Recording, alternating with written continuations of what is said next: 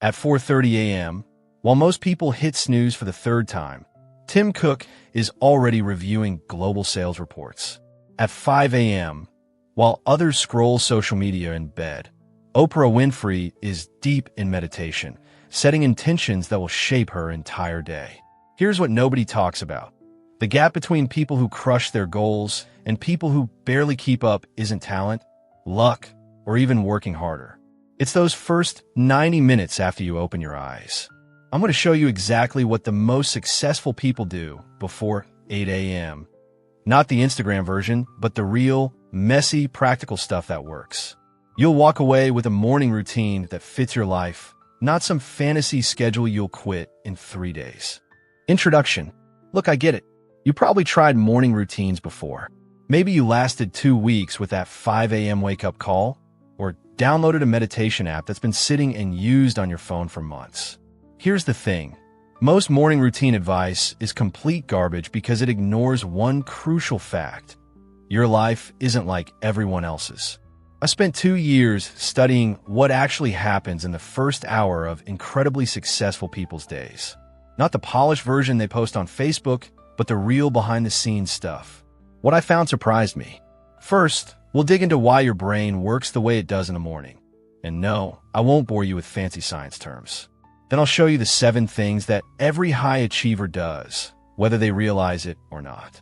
You'll see how to build your own routine that actually sticks, even if you're not a morning person, even if you have kids screaming at 6 a.m., even if your schedule changes every week. This isn't another wake up at 4 a.m. and drink green juice lecture. This is about figuring out what works for your life. By the end of this masterpiece, you'll have a morning routine that feels natural, not like you're forcing yourself into someone else's mold. And here's the best part. It doesn't require superhuman willpower or a complete life overhaul.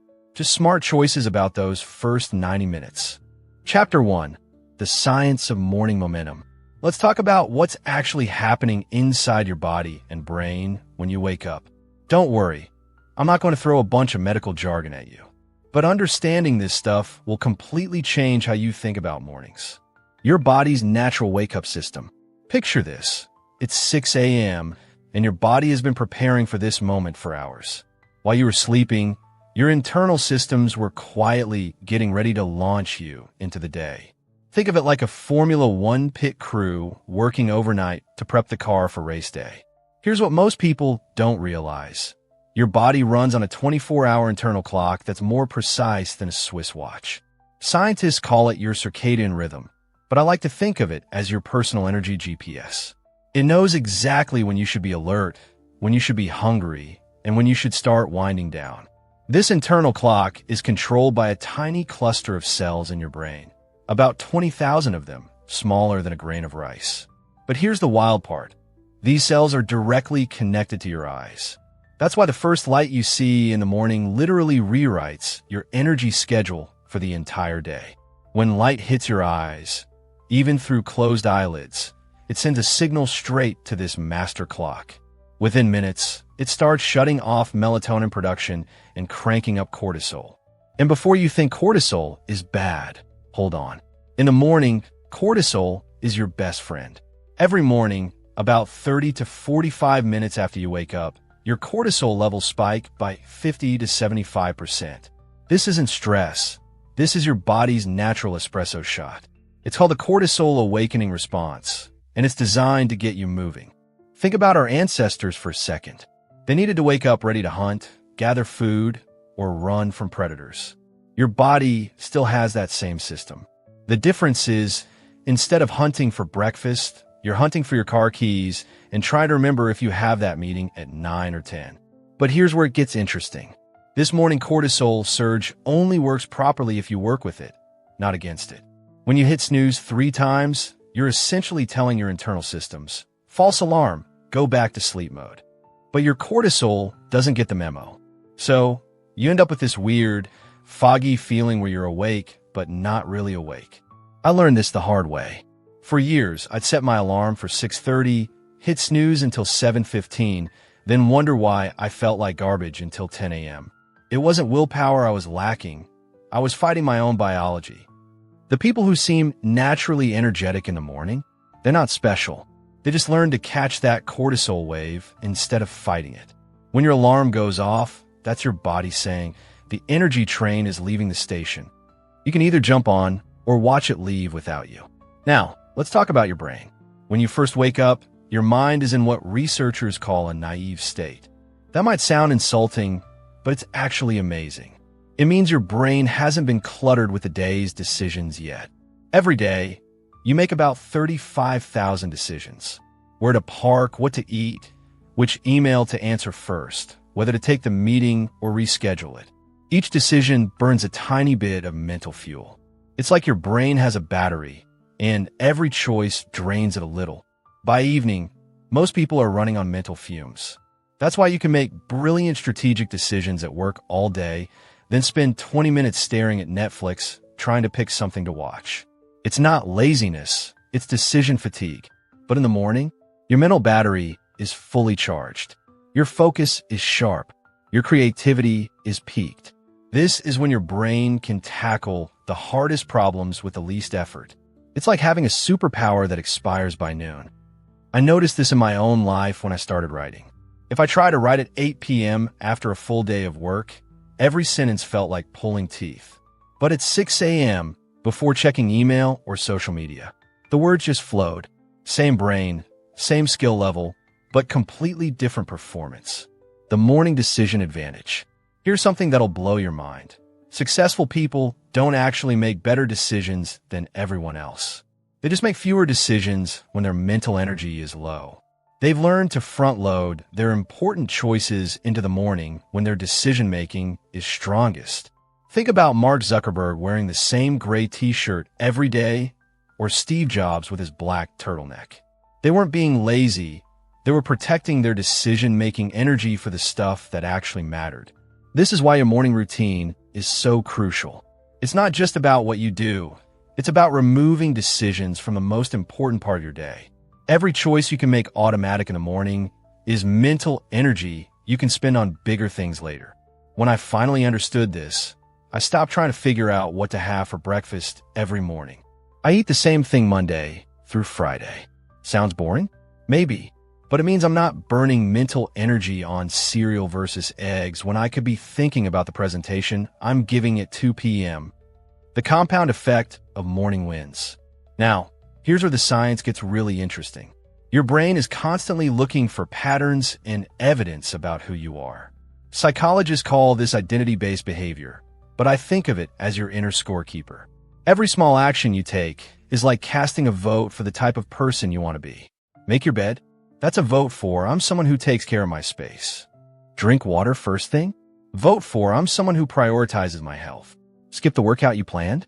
Vote for I'm someone who doesn't follow through. The morning is when your scorekeeper is paying the most attention. It's like the opening quarter of a basketball game. It sets the tone for everything that follows. Start with a few small wins, and your brain thinks, oh, we're having a good day today. Let's keep this going.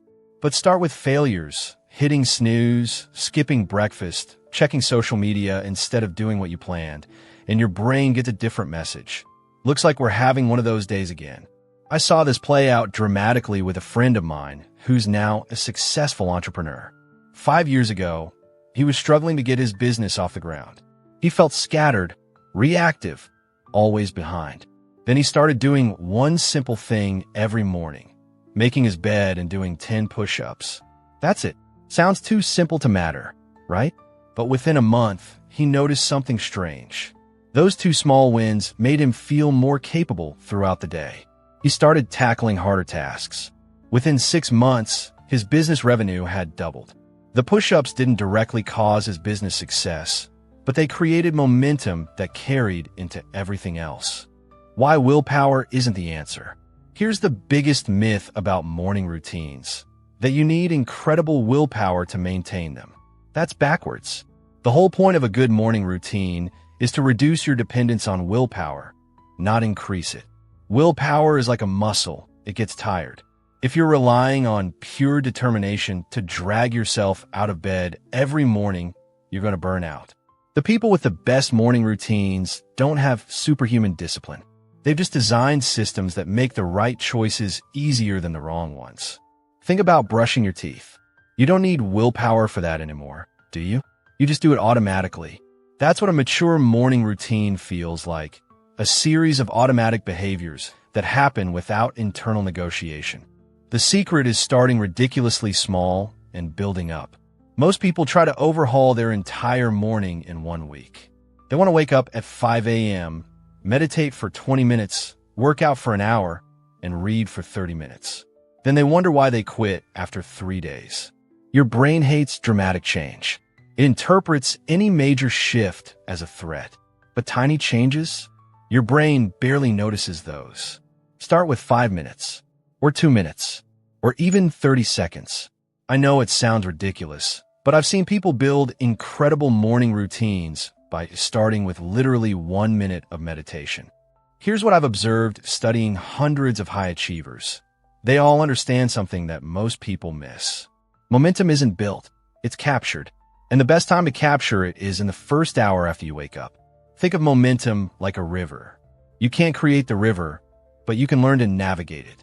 In the morning, there's a natural flow of energy and clarity. Your job isn't to generate that flow. It's already there. Your job is to get in the current and ride it. This is why some days feel effortless and others feel like you're swimming upstream all day. It often comes down to what happened in the first 60 minutes. Did you catch the momentum wave, or did you let it pass by while you scrolled through Instagram? I remember the exact moment this clicked for me. I was having a terrible week. Nothing was going right. I felt scattered and behind on everything. Then one morning, I woke up 20 minutes early, and instead of checking my phone, I just sat quietly and planned my day. That one small change shifted my entire week. Same challenges, same workload, but suddenly I felt like I was ahead of the game instead of chasing it. There's actual brain research that explains why mornings matter so much. When you sleep, your brain literally cleans itself. It flushes out toxins and consolidates memories. You wake up with the clearest thinking you'll have all day. But here's the kicker. This clear thinking is fragile. It's like fresh snow, beautiful and pristine, but one wrong step and it's disturbed. Check your email first thing. That's like letting a herd of buffalo run through your fresh snow brain. Every input in the morning shapes your mental state for hours. This is why successful people are so protective of their morning inputs. They understand that the first information their brain processes sets the filter for everything else. Watch the news first thing in the morning, and you'll see problems everywhere all day. Check social media, and you'll feel behind and inadequate. But start with something positive and intentional. Your brain starts looking for opportunities and solutions instead of threats and comparisons. Here's something fascinating. Your body temperature is naturally lowest right after you wake up. As it rises throughout the morning, your alertness and performance rise with it. This isn't random. It's your biology preparing you for peak performance. The most successful people I've studied don't fight this natural curve. They ride it. They use the early morning's calm focus for deep work, planning, and learning. Then, as their body temperature and energy peak mid-morning, they tackle their most challenging tasks. It's like surfing. You don't create the waves. You learn to read them and position yourself to catch them at the perfect moment. Your morning routine is how you position yourself to catch your natural energy wave. This is why afternoon meetings often feel harder than morning ones, even though you've technically had more coffee and food. It's not about caffeine, it's about working with your natural rhythms instead of against them. The compound effect isn't just a nice idea, it's how your brain actually works. Every habit you perform literally changes your neural pathways. Each repetition makes the behavior easier and more automatic. But here's what's really wild. Your brain can't tell the difference between a small positive action and a big one when it comes to building confidence and momentum. Making your bed gives you almost the same psychological boost as completing a major project. Your brain just sees task completed and gives you a hit of accomplishment. This is why people who maintain simple morning routines often become successful in other areas of their lives. It's not that making your bed directly leads to career success. It's that the daily practice of keeping small commitments builds your confidence in your ability to keep bigger ones. I've seen this play out over and over. Someone starts with a 5-minute morning walk. Within months, they've improved their diet, organized their finances, and gotten a promotion at work. The walk didn't cause those changes, but it created an identity shift from "I'm someone who starts things but doesn't finish them" to "I'm someone who follows through." Now that you understand what's actually happening in your body and brain during those crucial morning hours, let's look at what the most successful people actually do with this knowledge. Because understanding the science is just the beginning. The real magic happens when you start applying it. Chapter 2, The Foundation, Physical Awakening. All right, so you understand why mornings matter. Now let's talk about the physical stuff. And before you panic, I'm not about to tell you to start doing burpees at 5 a.m. Think of your body like a car that's been sitting in the garage all night. You wouldn't just hop in and floor it to the highway, right? You let it warm up, check that everything's working. Your body deserves the same respect. Water before coffee. And here's why that actually matters. Let's start with something dead simple that most people get backwards: what you drink first. Right now, after sleeping for 6 to 8 hours, your body is basically running on fumes. You haven't had any water since whenever you went to bed. Your blood is thicker, your brain is slightly dehydrated, and your kidneys have been working overtime to filter out the stuff your body doesn't need. I know. You want your coffee. Trust me, I get it. I used to stumble straight to the coffee maker like a zombie. But here's what changed everything for me. I started drinking 16 to 20 ounces of water first thing, then waited 30 minutes before coffee. The difference was immediate. No more afternoon crashes. No more feeling like I needed 3 cups just to function. My energy felt steady instead of that spiking crash roller coaster. Here's what's happening. When you're dehydrated, your body has to work harder to do everything. Your heart pumps faster to move thicker blood. Your brain struggles to fire on all cylinders. Your digestion slows down. It's like trying to run your phone on low battery mode all day. But when you rehydrate first thing, everything runs smoother. Your brain gets the fluid it needs to think clearly. Your metabolism kicks into gear. Your muscles prepare for movement. You're basically giving your body the resources it needs to actually wake up. Now, I'm not anti-coffee. Coffee has legitimate benefits. But when you drink it on top of proper hydration instead of hydration, those benefits get amplified instead of needed just to feel normal. Movement that actually makes sense. Okay, movement. And no, you don't need to become a fitness influencer or train for a marathon. We're talking about waking up your body, not punishing it. Your body has been horizontal and mostly still for hours. Your circulation has slowed down, your joints have stiffened up, and your nervous system is still in sleep mode. Think gentle activation, not boot camp. Here's what actually works. 5 to 10 minutes of movement that feels good. Could be stretching. Could be walking around your house. Could be some basic bodyweight stuff. The key is getting your blood flowing and your joints moving through their range of motion. I talked to a surgeon who starts every morning with 2 minutes of arm circles, shoulder rolls, and neck stretches. Sounds ridiculous, right? But she told me it makes the difference between starting her day feeling stiff and achy versus feeling fluid and ready. Here's a simple sequence that works for most people. First, stretch your arms overhead and take 3 deep breaths. Then do some gentle twists, touching your toes a few times. Maybe roll your shoulders and neck. The whole thing takes about 3 minutes. The goal isn't to get your heart rate up like you're doing cardio. It's to tell your body, hey, we're awake now. Time to start moving like a human instead of sloth. If you want to do more, great. But don't let perfect be the enemy of good. Moving for 3 minutes is infinitely better than planning to exercise for an hour and then doing nothing because you don't have time. This next one might sound weird, but it's huge. Light exposure. And I don't mean just turning on your bedroom lamp. Remember that internal CEO we talked about? The one managing your circadian rhythm? Well, light is how you communicate with that CEO.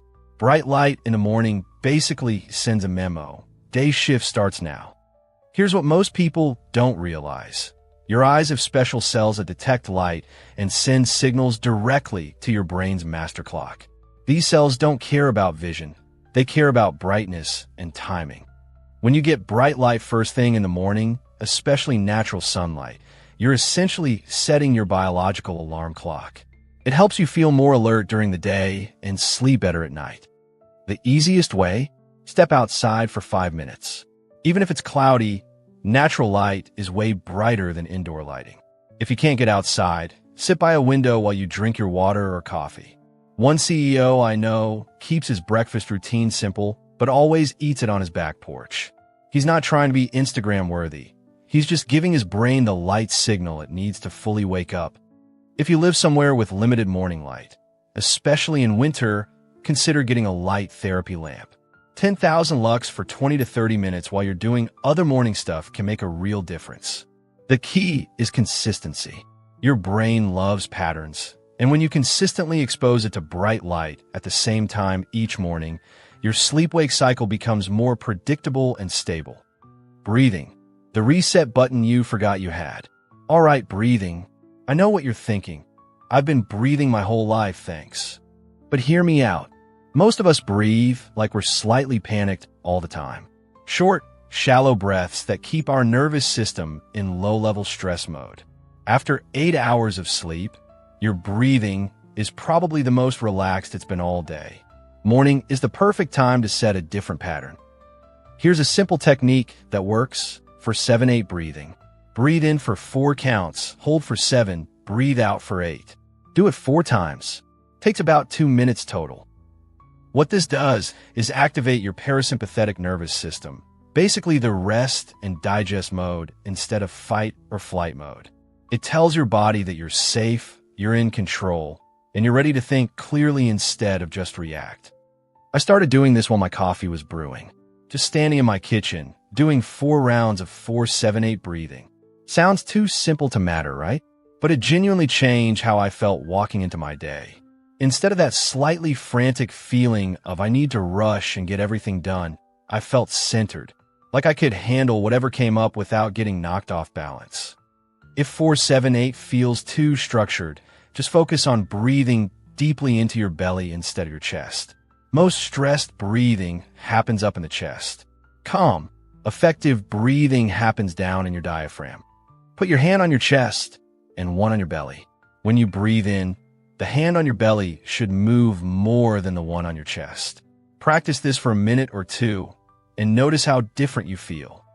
Here's something that sounds hardcore, but is actually pretty simple. Temperature contrast. And no, I'm not talking about ice baths or polar plunges. Your body temperature naturally drops while you sleep and starts rising when you wake up. You can speed this process up with something as simple as a 30-second cold blast at the end of your shower. Start your shower normally, warm, comfortable, whatever feels good. Do your usual routine. Then for the last 30 seconds, turn it as cold as you can handle and just breathe through it.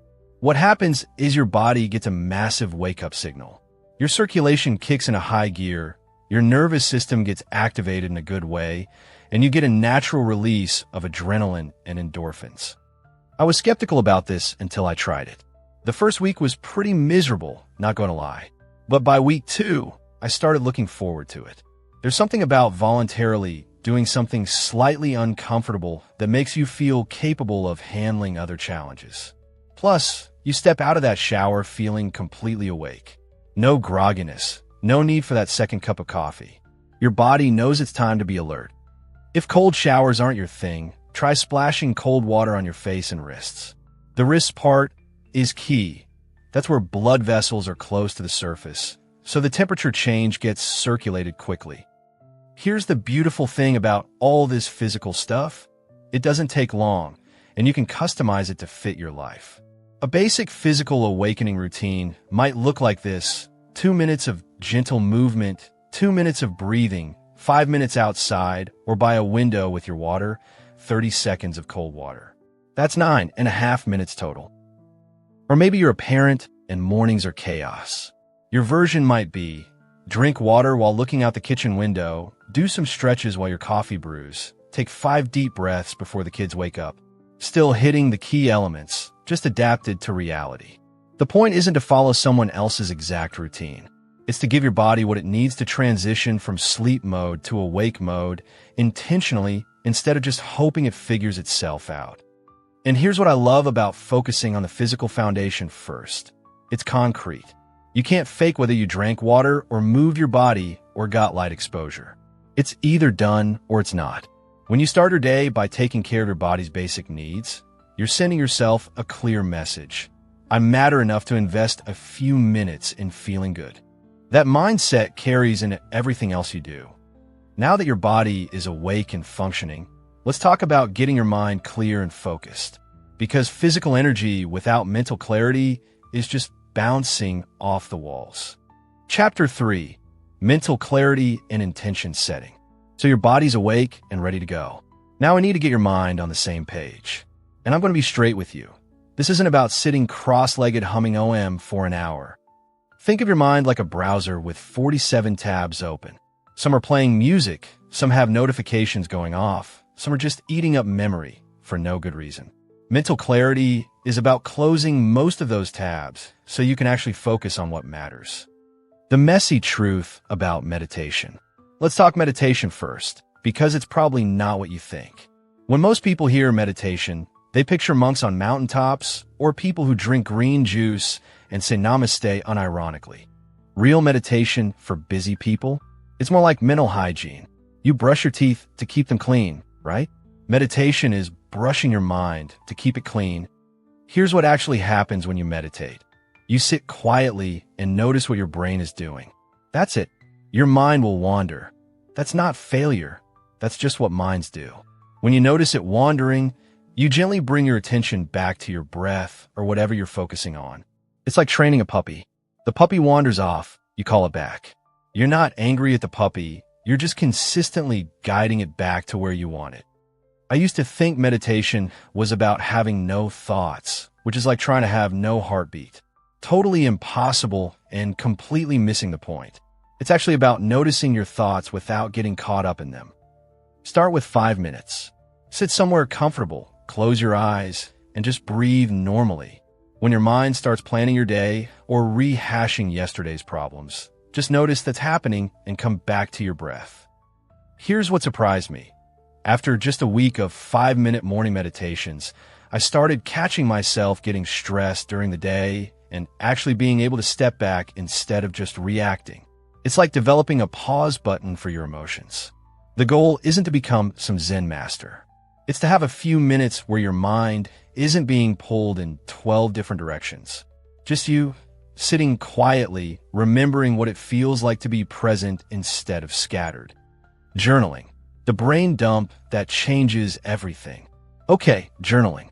And before you roll your eyes and think about teenage diaries, hear me out. This isn't about writing, "Dear Diary, today I felt feelings." Think of journaling like emptying your mental trash can. All the random thoughts, worries, ideas, and mental clutter that's bouncing around in your head, getting it out onto paper literally creates space in your mind for more important stuff. There's actual research on this. When you write down your worries, your brain doesn't have to keep reminding you about them. It's like your subconscious says, "Oh, good, it's written down. I can stop holding on to this now." Plus, writing forces you to organize your thoughts. Something that feels overwhelming in your head often becomes manageable once you see it written out clearly. Here are 3 simple journaling approaches that actually work. First, stream of consciousness. Set a timer for 3 minutes and just write whatever comes to mind. Don't worry about spelling, grammar, or making sense. Just brain dump on a paper. Second, 3 good things. Write down 3 things you're grateful for or 3 things that went well recently. Sounds cheesy, but it literally rewires your brain to notice positive stuff instead of just problems. Third, intention setting. Write down your top 3 priorities for the day. Not your to-do list. That's different. Your priorities. The things that, if you accomplish them, will make the day feel successful. I do a combination. 2 minutes of brain dump, then I write down what I want to focus on today and why it matters. Takes maybe 5 minutes total, but it's like cleaning the windshield of my mind. Visualization. Mental rehearsal for real life. Visualization sounds mystical, but it's actually pretty practical. Athletes have been using it forever because it works. Your brain can't really tell the difference between vividly imagining something and actually experiencing it. When Olympic skiers visualize their runs, their muscles actually fire in the same patterns as if they were skiing. For morning routines, visualization is like mental rehearsal for your day. Instead of stumbling through your day, reacting to whatever happens, you've already mentally walked through how you want to handle things. Here's a simple version. Close your eyes and mentally walk through your day. See yourself handling meetings calmly, having good energy, making smart choices about food, being patient with difficult people. Just 2 to 3 minutes of mental rehearsal. I started doing this after reading about a study where basketball players who visualized free throws improved almost as much as players who actually practiced shooting. It sounds too easy to work, but there's something powerful about mentally rehearsing success. The key is being specific. Don't just think, I want to have a good day. Actually picture yourself responding well to challenges, staying focused during important tasks, feeling confident in conversations. When you've mentally rehearsed something, your brain recognizes the situation when it actually happens and knows how to respond. Instead of being caught off guard, you're prepared. Priority setting, the 3-2-1 method. All right, let's talk about actually planning your day. And I'm not talking about cramming 47 things onto a to-do list and then feeling like a failure when you only finish 12 of them. Most people plan their days like they're trying to pack for a month-long trip in a carry-on bag. They think they can fit way more than is actually possible, then wonder why everything feels rushed and stressful. Here's what works better. The 3-2-1 method. 3 important things you want to accomplish, 2 people you want to connect with, 1 thing you want to do for yourself. The 3 important things aren't everything you need to do. They're the things that matter most. If you only got these 3 things done today, you'd feel good about the day. The 2 people could be work connections, family members, friends who need to hear from you. Just intentionally reaching out to stay connected instead of letting relationships run on autopilot. The 1 thing for yourself is crucial, but often skipped. Could be reading for 20 minutes, taking a walk, calling a friend who makes you laugh. Something that fills you up instead of drains you. When you start a day knowing exactly what matters most, decision-making gets easier. When someone asks for your time or attention, you can quickly check, does this help me accomplish one of my 3 important things? If not, it's probably a no or a not today. This doesn't make you selfish or rigid. It makes you intentional. There's a huge difference between being busy and being productive, and intention is what creates that difference. The morning pages approach. There's another journaling technique worth mentioning called morning pages, created by Julia Cameron. It's simple but powerful. 3 pages of longhand writing, stream of consciousness, first thing in the morning. The idea is to clear out all the mental chatter before you start your day. Complaints, worries, random thoughts, whatever's rattling around in your brain. Just dump it all onto paper. I tried this for a month and was surprised by what happened. About halfway through the 3 pages, my writing would shift from complaining or worrying to actually problem solving and getting clear about what I wanted to focus on. It's like the first page and a half is clearing out the junk, and the last page and a half is where the real thinking happens. 3 pages sounds like a lot, but it goes faster than you'd think. And there's something about writing by hand that's different from typing. It slows you down and makes you more thoughtful. If 3 pages feels overwhelming, start with 1 page. The goal is clearing your mental clutter, not following someone else's exact formula. Creating your mental clarity routine. Here's the thing about mental clarity practices. They're deeply personal. What works for your neighbor might feel forced or awkward for you, and that's totally fine. Some people need complete silence. Others focus better with background music. Some people like writing on paper, others prefer typing. Some need structure, others need flexibility. The key is experimenting and finding what actually helps you feel more centered and clear. Maybe it's 5 minutes of breathing followed by writing down your priorities. Maybe it's 10 minutes of meditation. Maybe it's walking around your yard while thinking about your day. Whatever you choose, consistency matters more than perfection. 5 minutes of mental clarity practice every morning beats an hour-long session you only do when you feel motivated. And here's something important. This time is for you, not for productivity. It's not about cramming more stuff into your morning. It's about creating space to think clearly before the world starts demanding your attention. When you give yourself this gift of mental clarity, everything else flows better. You make better decisions, you're less reactive, you feel more like you're driving your day instead of just surviving it. Now that your mind is clear and focused, let's talk about feeding it the right information. Because mental clarity is great, but combining it with continuous learning, that's where things get really interesting. Chapter 4, Learning and Growth Rituals. All right, so you've got your body moving and your mind clear. Now comes the part that separates people who plateau from people who keep climbing, feeding your brain the right stuff. And I'm not talking about cramming random information into your head like you're stuffing a turkey. I'm talking about strategic learning that actually moves the needle in your life. Here's the brutal truth. Most people stop learning the moment they graduate. They think education is something that happens in classrooms with desks and homework. Meanwhile, the people crushing it in life, they treat every morning like a masterclass. Your mind is either growing or dying. There's no neutral. And if you're not intentionally feeding it new ideas, skills, and perspectives every day, you're falling behind while everyone else is leveling up. The reading revolution. More than just turning pages. Let's start with reading, because this is where most people get it completely wrong. They think reading more books automatically makes them smarter. It's like thinking eating more food automatically makes you healthier. Warren Buffett reads 500 pages a day, not because he's trying to impress anyone, but because he figured out something most people miss. Information compounds like interest. The stuff you learn today builds on what you learned yesterday, and by next year, you're operating at a completely different level. But here's what Buffett doesn't do. He doesn't read everything. He's incredibly picky about what deserves his attention. He once said, "I just sit in my office and read all day." But that office?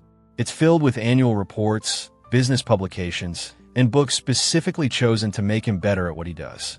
Most people read like they're at a buffet, grabbing a little bit of everything. Successful people read like they're following a recipe. Every ingredient serves a specific purpose. So how do you read like someone who's serious about growth? First, you get clear on what you're trying to improve. Are you building a business?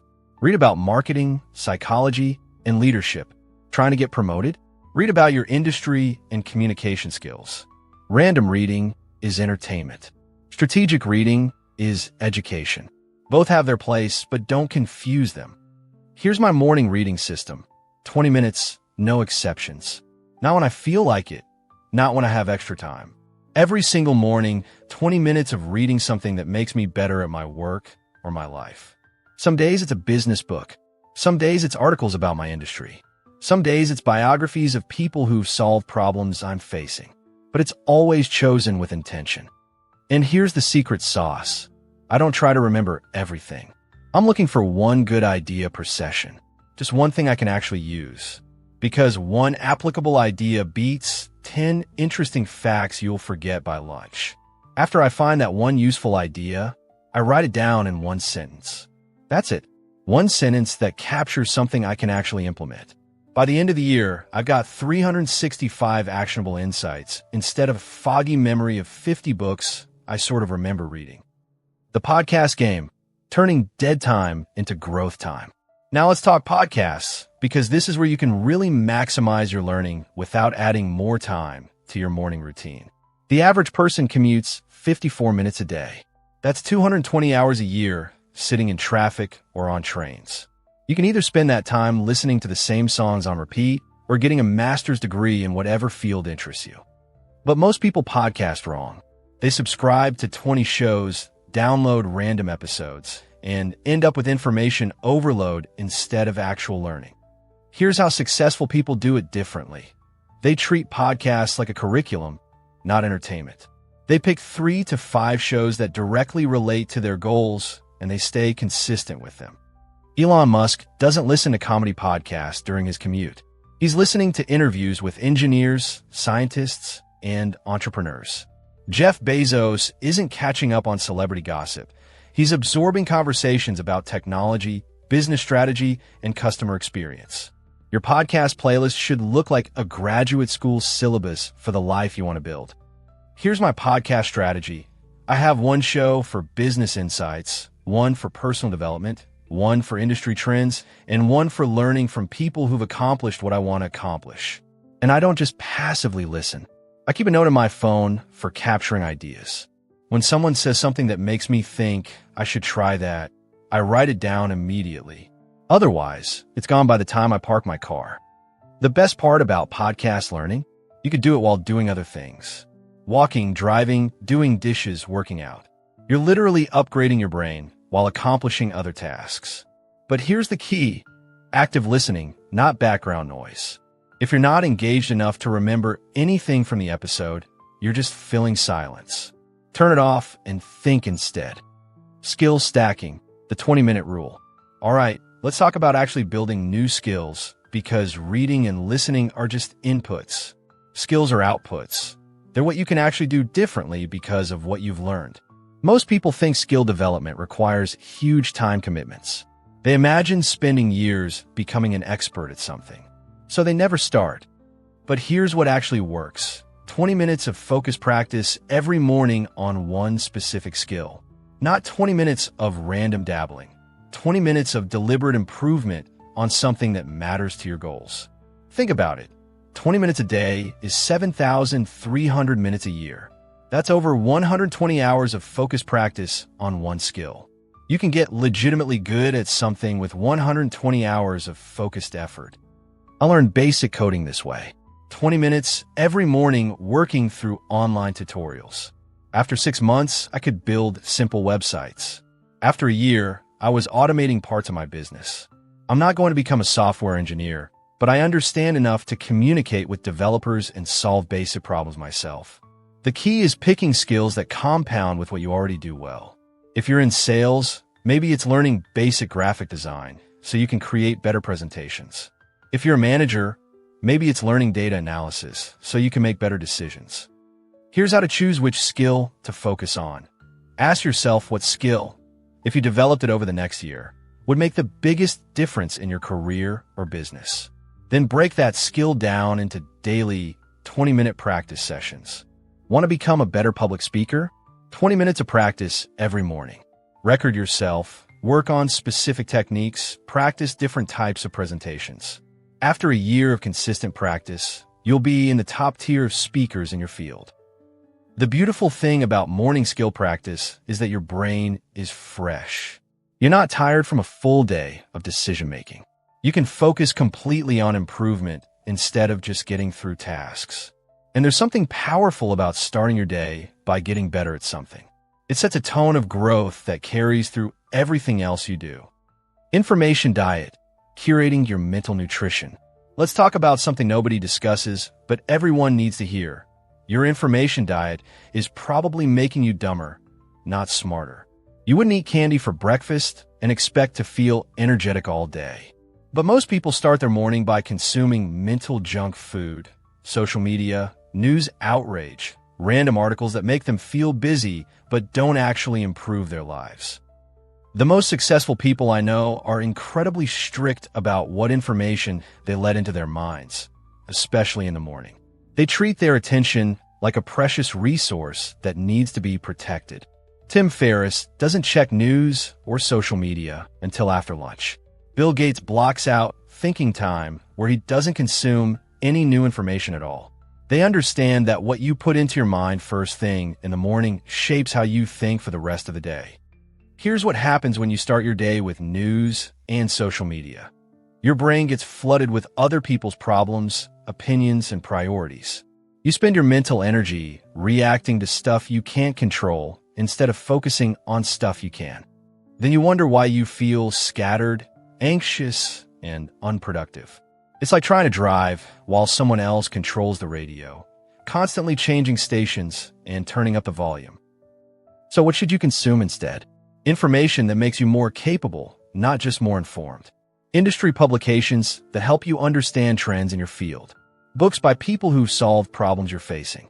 Podcasts with actionable insights you can implement. Articles about skills you're developing.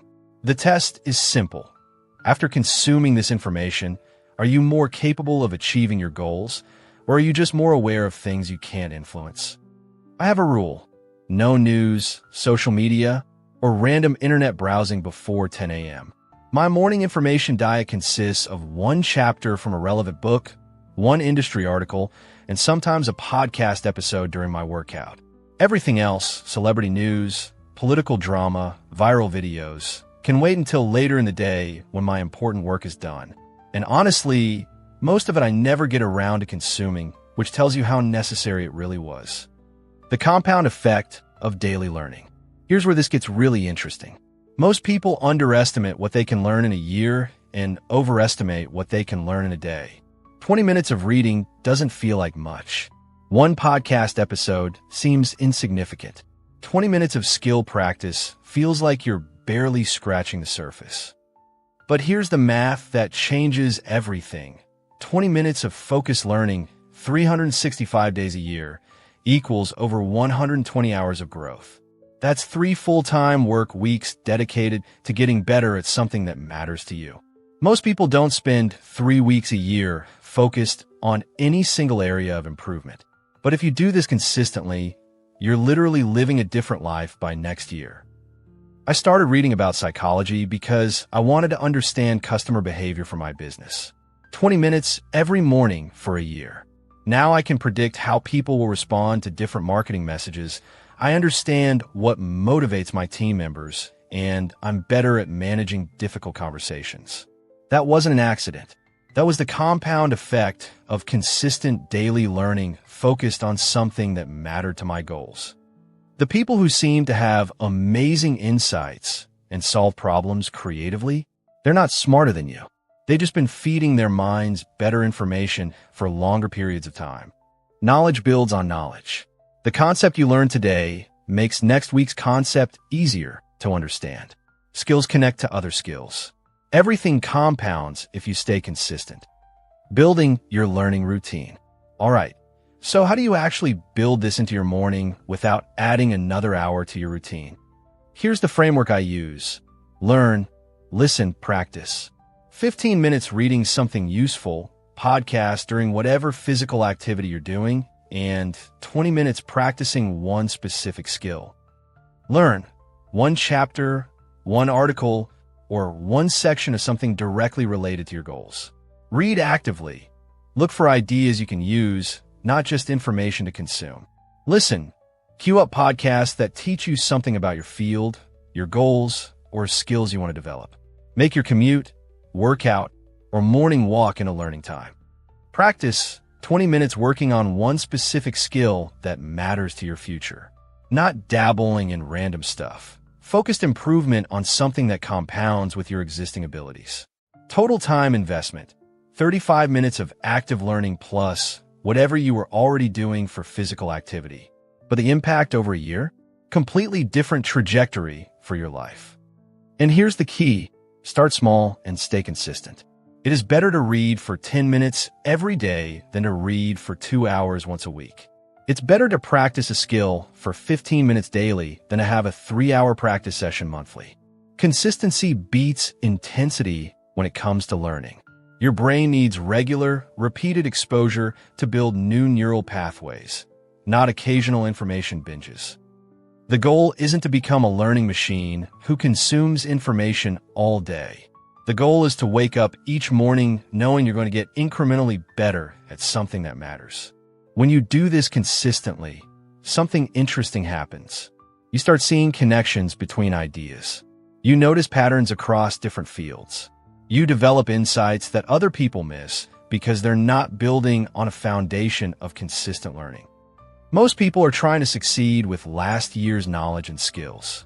But the world keeps changing, industries keep evolving, and new opportunities keep emerging. The people who build learning into their morning routine, they're not just keeping up with change, they're staying ahead of it. They're ready for opportunities that other people don't even recognize yet. All right, your mind is now growing every single morning. You're reading strategically, listening with purpose, and building skills that matter. But none of this works if you're not taking care of the foundation everything else is built on. Next, we need to talk about the physical practices that give you the energy and vitality to sustain everything else you're building. Because peak performance isn't just mental, it's deeply physical. Chapter 5: Nutrition and Energy Optimization. Your energy is your currency. Everything else we've talked about, the physical movement, mental clarity, continuous learning, all of it depends on having the fuel to sustain peak performance throughout the day. And here's what most people get wrong. They think energy is something that just happens to them.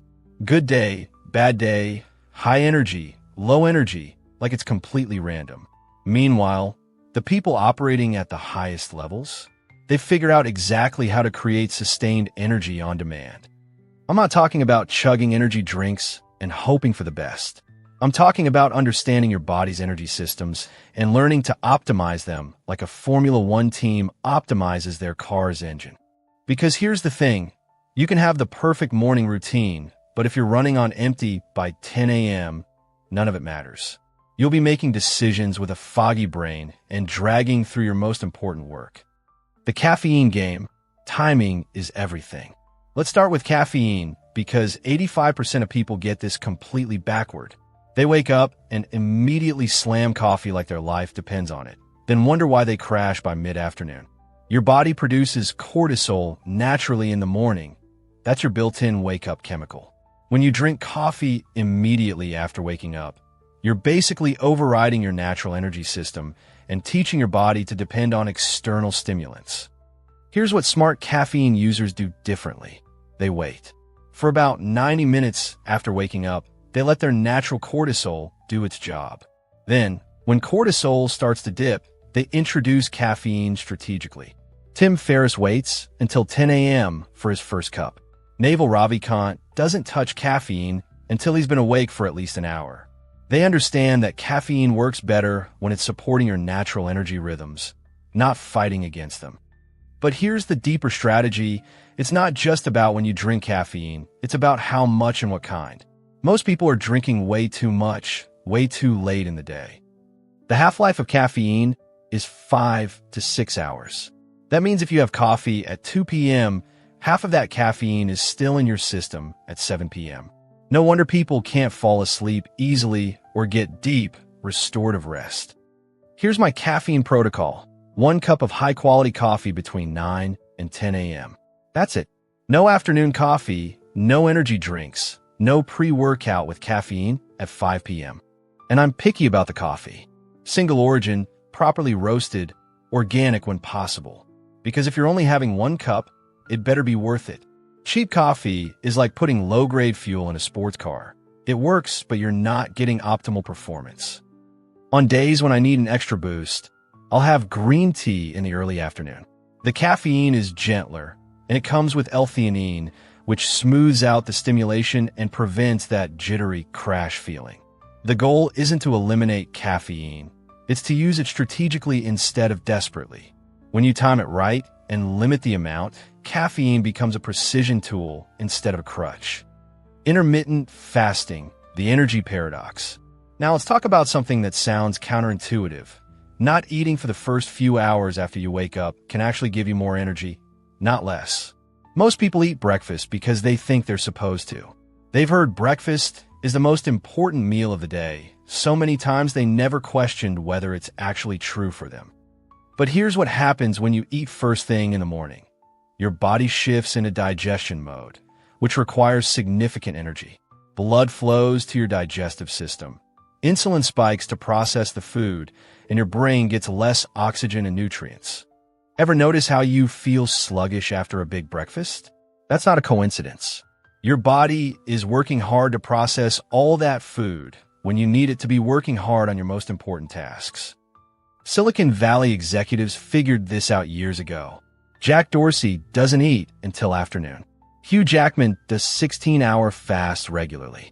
They've discovered that fasting in the morning actually increases mental clarity and sustained energy. When you're not eating, your body produces ketones, an alternative fuel source that your brain loves.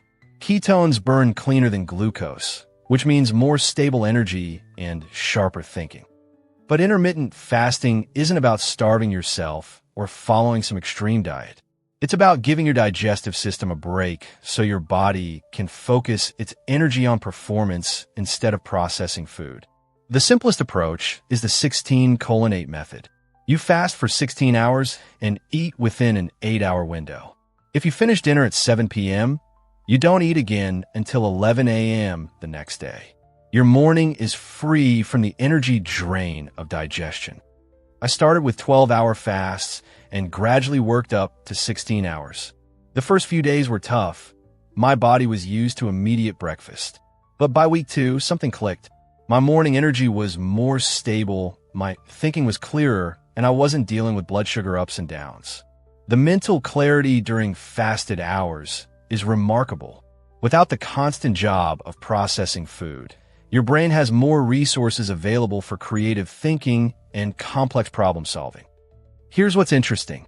Hunger comes in waves. When you feel hungry in the morning, wait 20 minutes. Usually, the sensation passes and you realize you weren't actually hungry. You were just conditioned to eat at that time.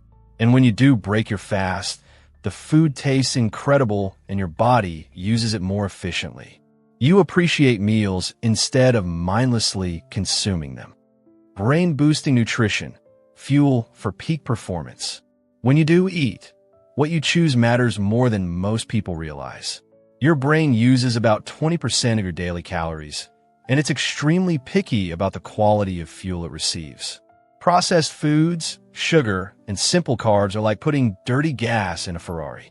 Your brain will run on them, but you'll get inconsistent performance, energy crashes, and brain fog.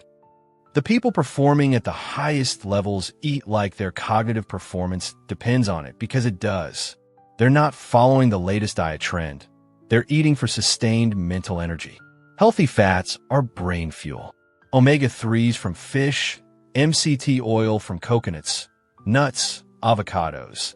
These provide steady energy without the blood sugar roller coaster. Your brain is 60% fat, so feeding it quality fats makes sense. Protein stabilizes blood sugar and provides amino acids that your brain uses to make neurotransmitters. Ever notice how you think more clearly after eating eggs or salmon compared to cereal or toast?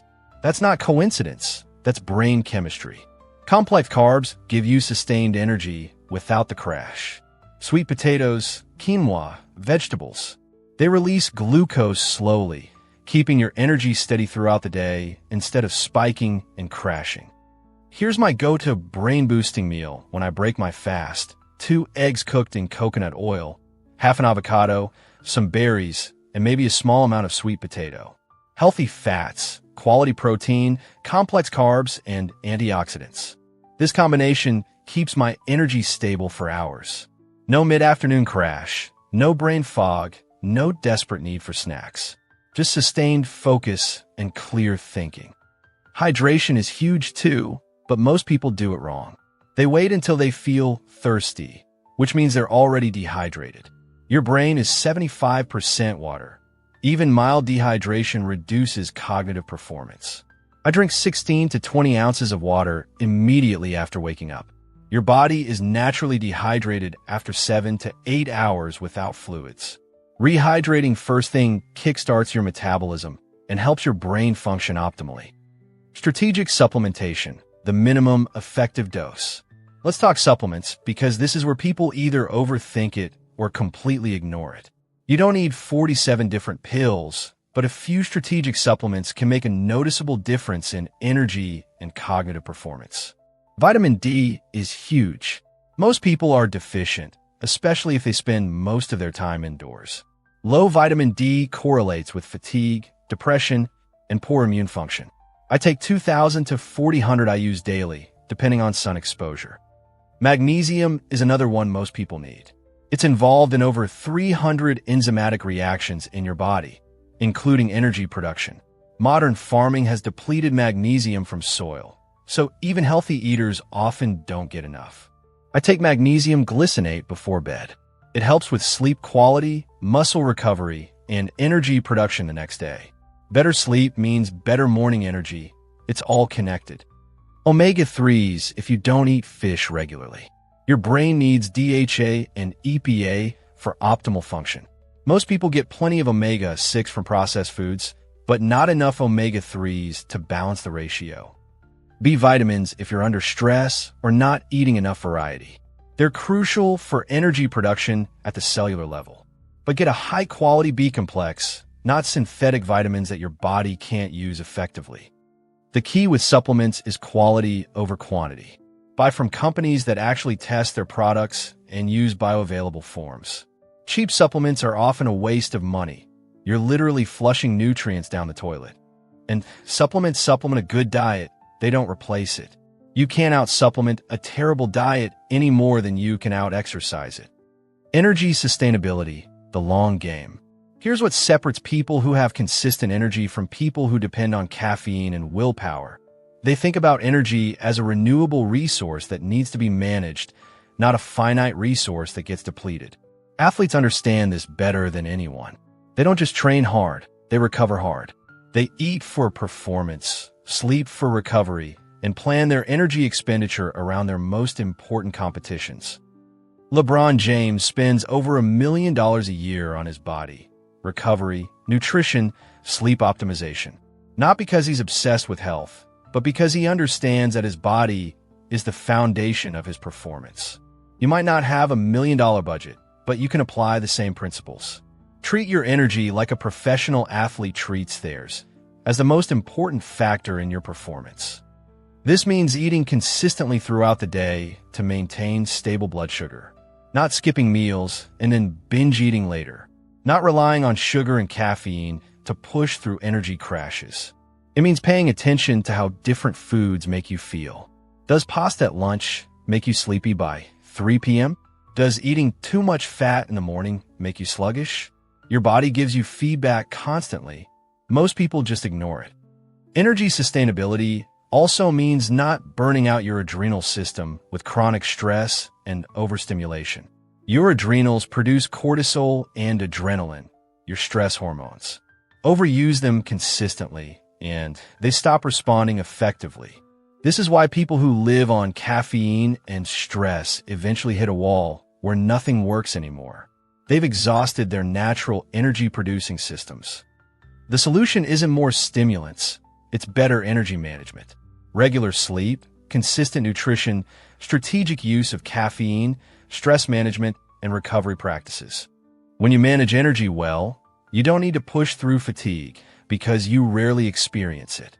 You operate from a place of sustainable high performance instead of constantly depleting yourself and trying to recover. Meal timing and energy rhythms.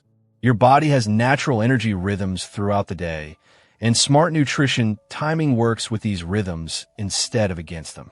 Cortisol is naturally highest in the morning. That's your get-up-and-go hormone. Eating a huge breakfast can blunt this natural energy boost, but eating nothing at all might leave you without sustained fuel for peak performance. Here's what works for most people. Light morning nutrition if needed, substantial meal when you break your fast, and your largest meal in the afternoon when insulin sensitivity is highest. I might have a small amount of MCT oil in the morning if I'm doing intense mental work.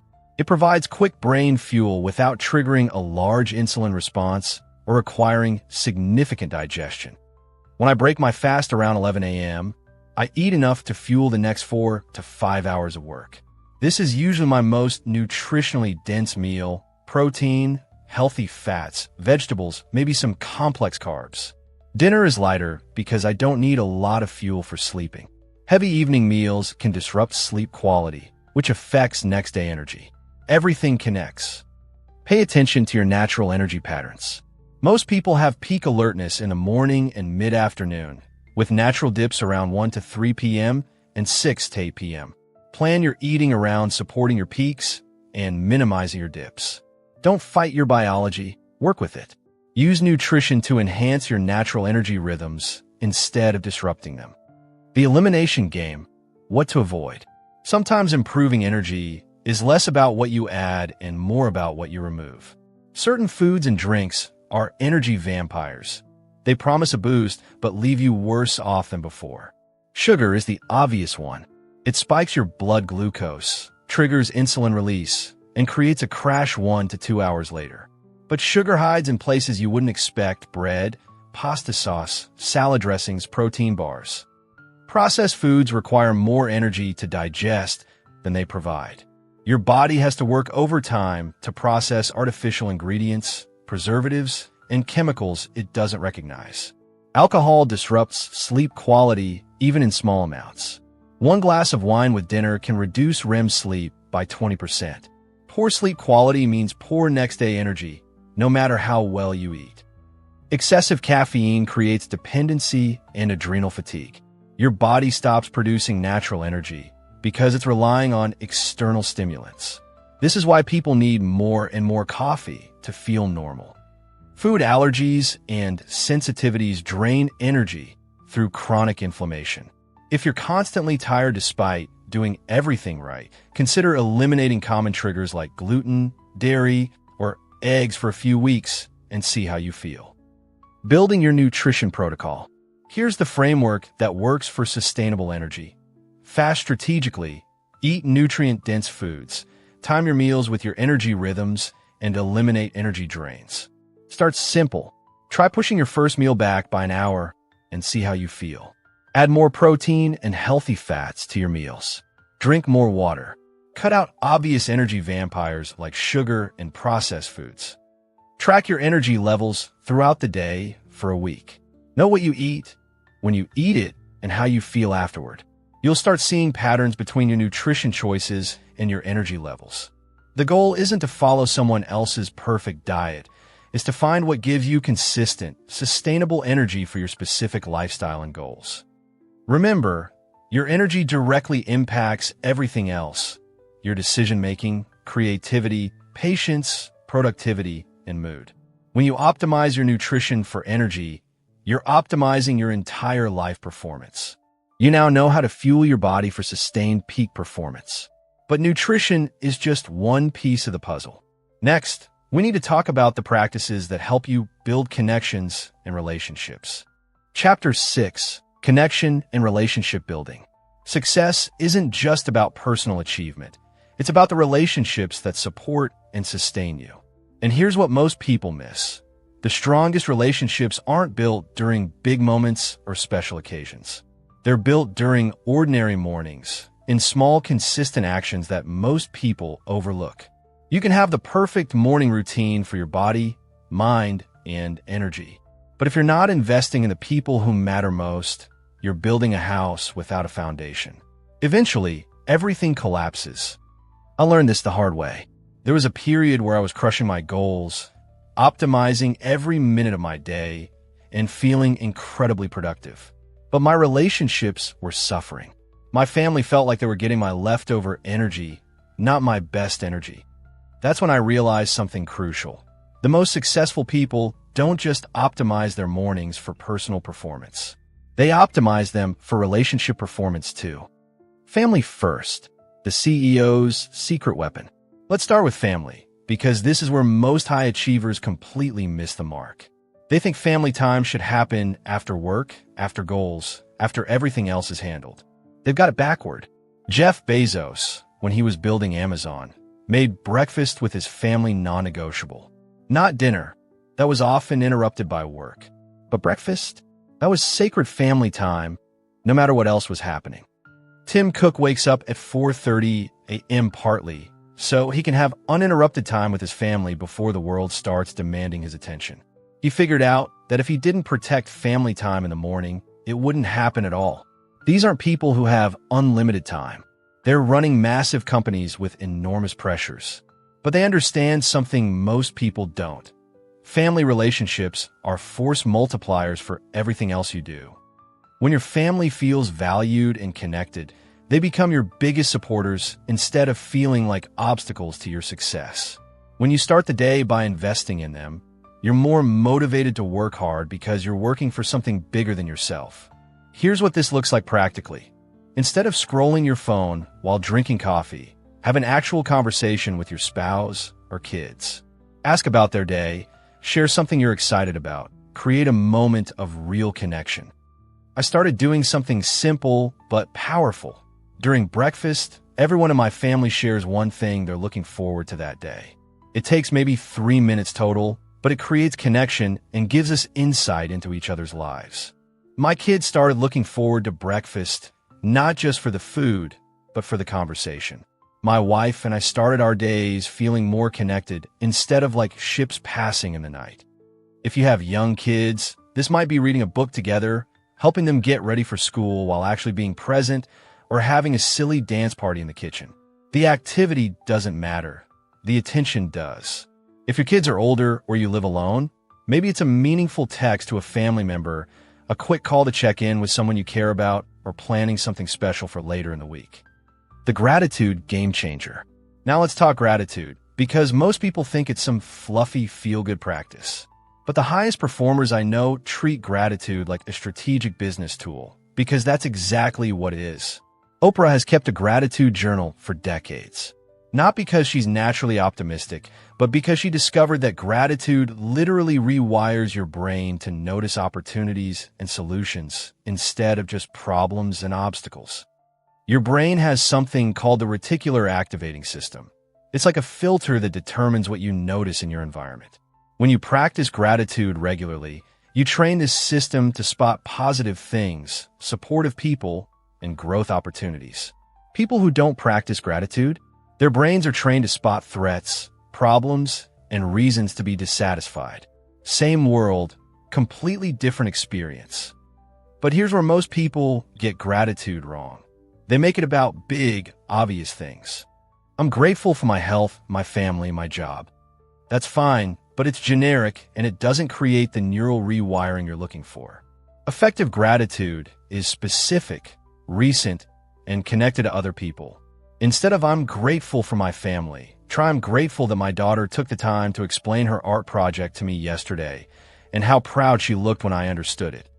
Warren Buffett writes thank you notes to people who impact his business, not because he has to, but because he understands that gratitude strengthens relationships and creates loyalty that money can't buy. I keep a simple gratitude practice. Every morning, I write down 3 specific things I'm grateful for from the previous day. At least one has to involve another person and how they contributed to my life or work. This does 2 things. First, it trains my brain to notice when people are helping me, supporting me, or adding value to my life. Second, it often leads to me reaching out to thank them, which strengthens our relationship. Yesterday, I was grateful for my business partner sending me an article that helped with a problem I was struggling with. So, I sent him a quick message acknowledging how helpful it was. 30 seconds of effort that made him feel valued and strengthened our working relationship. Network maintenance, the compound effect of consistency. Let's talk about professional relationships, because most people handle networking completely wrong. They think networking is something you do when you need something, a job, a client, a favor. But the most connected people I know treat relationship maintenance like they treat physical maintenance. You don't wait until your car breaks down to change the oil. You don't wait until you need something to invest in relationships. Reid Hoffman, founder of LinkedIn, spends time every morning reviewing his network and identifying people he hasn't connected with recently. Not because he needs anything from them, but because he understands that relationships require consistent investment. Keith Ferrazzi, who literally wrote the book on networking, has a system where he reaches out to 3 people every morning. Sometimes it's sharing an article they might find interesting. Sometimes it's congratulating them on something he saw on social media. Sometimes it's just checking in. The key is consistency and value-first thinking. You're not reaching out because you want something. You're reaching out because you have something to offer or because you genuinely care about their success. I have a simple system. Every morning, I look at my calendar and my projects and I ask myself, who could I introduce to each other?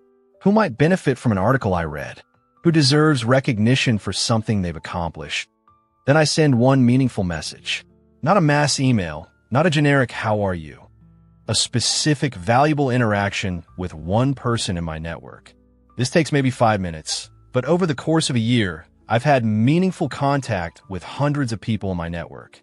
When opportunities arise, these people think of me because I've stayed on their radar in a positive way. Here's what's interesting. The people who are best at this never ask for anything directly.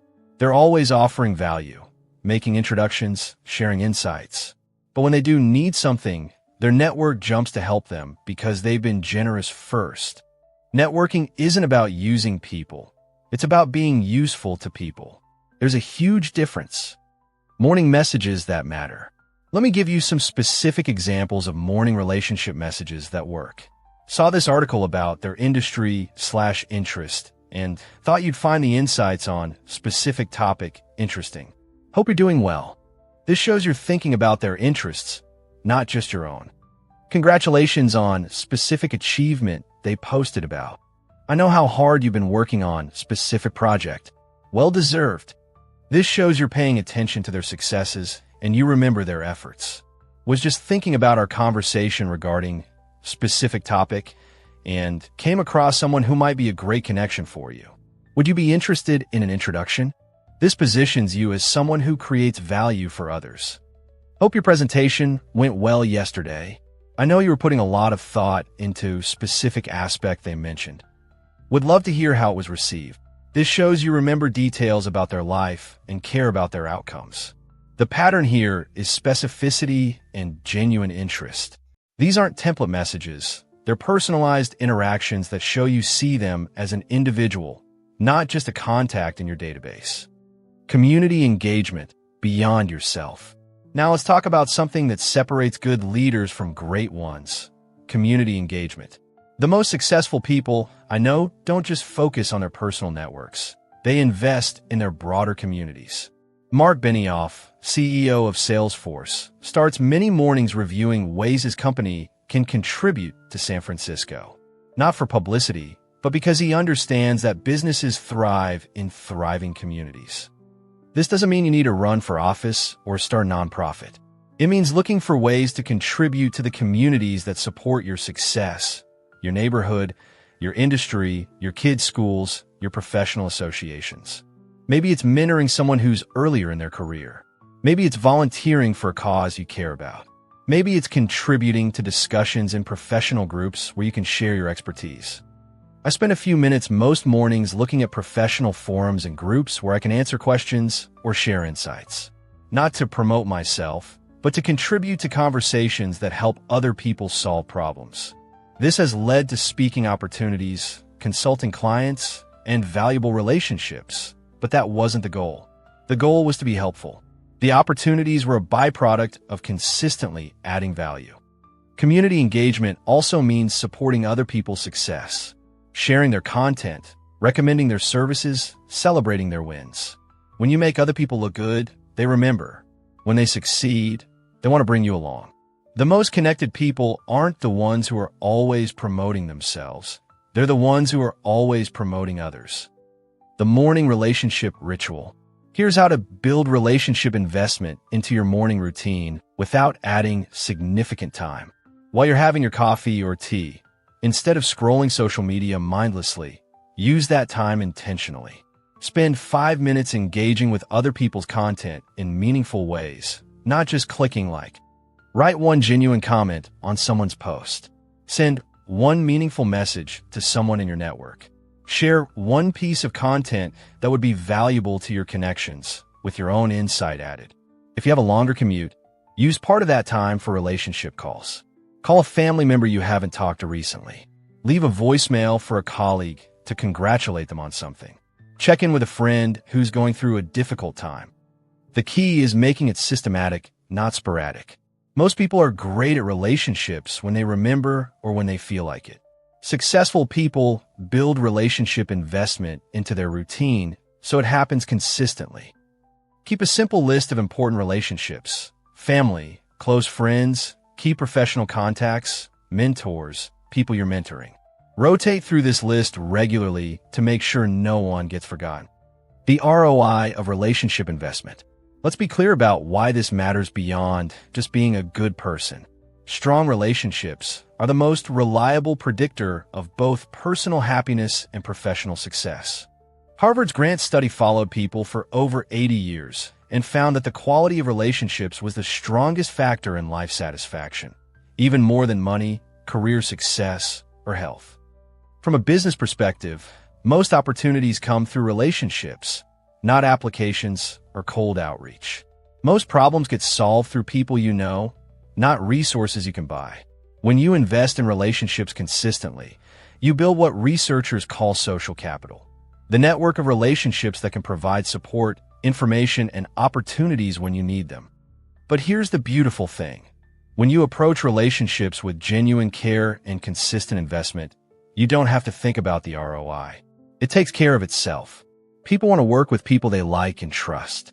They want to recommend people who have been helpful to them. They want to support people who have supported them. The morning time you invest in relationships compounds over months and years into a network of people who genuinely want to see you succeed because you've invested in their success first. Your relationships become your competitive advantage, your support system, and often your greatest source of meaning and satisfaction in life. Building your connection protocol. Here's a simple framework for morning relationship investment. Family first, then gratitude, then network touch, then community contribution. Family first. Start your day with meaningful connection to the people who matter most, even if it's just a few minutes of focused attention during breakfast or while getting ready. Gratitude practice. Write down 3 specific things you're grateful for, with at least one involving another person. This trains your brain to notice when people add value to your life. Network touch. One meaningful interaction with someone in your professional or personal network. A comment, a message, a share, an introduction, something that adds value to their life. Community contribution. Look for ways to share your knowledge, support others' success, or contribute to causes you care about. Even small actions compound over time. This entire routine takes maybe 10 to 15 minutes, but creates compound returns in your relationships over months and years. Remember, the most successful people aren't just individual high performers. They're people who elevate everyone around them. When you start your day by investing in relationships, you're not just building a network. You're building a community of people who want to succeed together. You now understand how to optimize your morning routine for connection and relationship building. But there's one more crucial element that ties everything together, the systems and habits that make all of this sustainable long-term. Chapter 7, Creating Your Personalized Power Hour.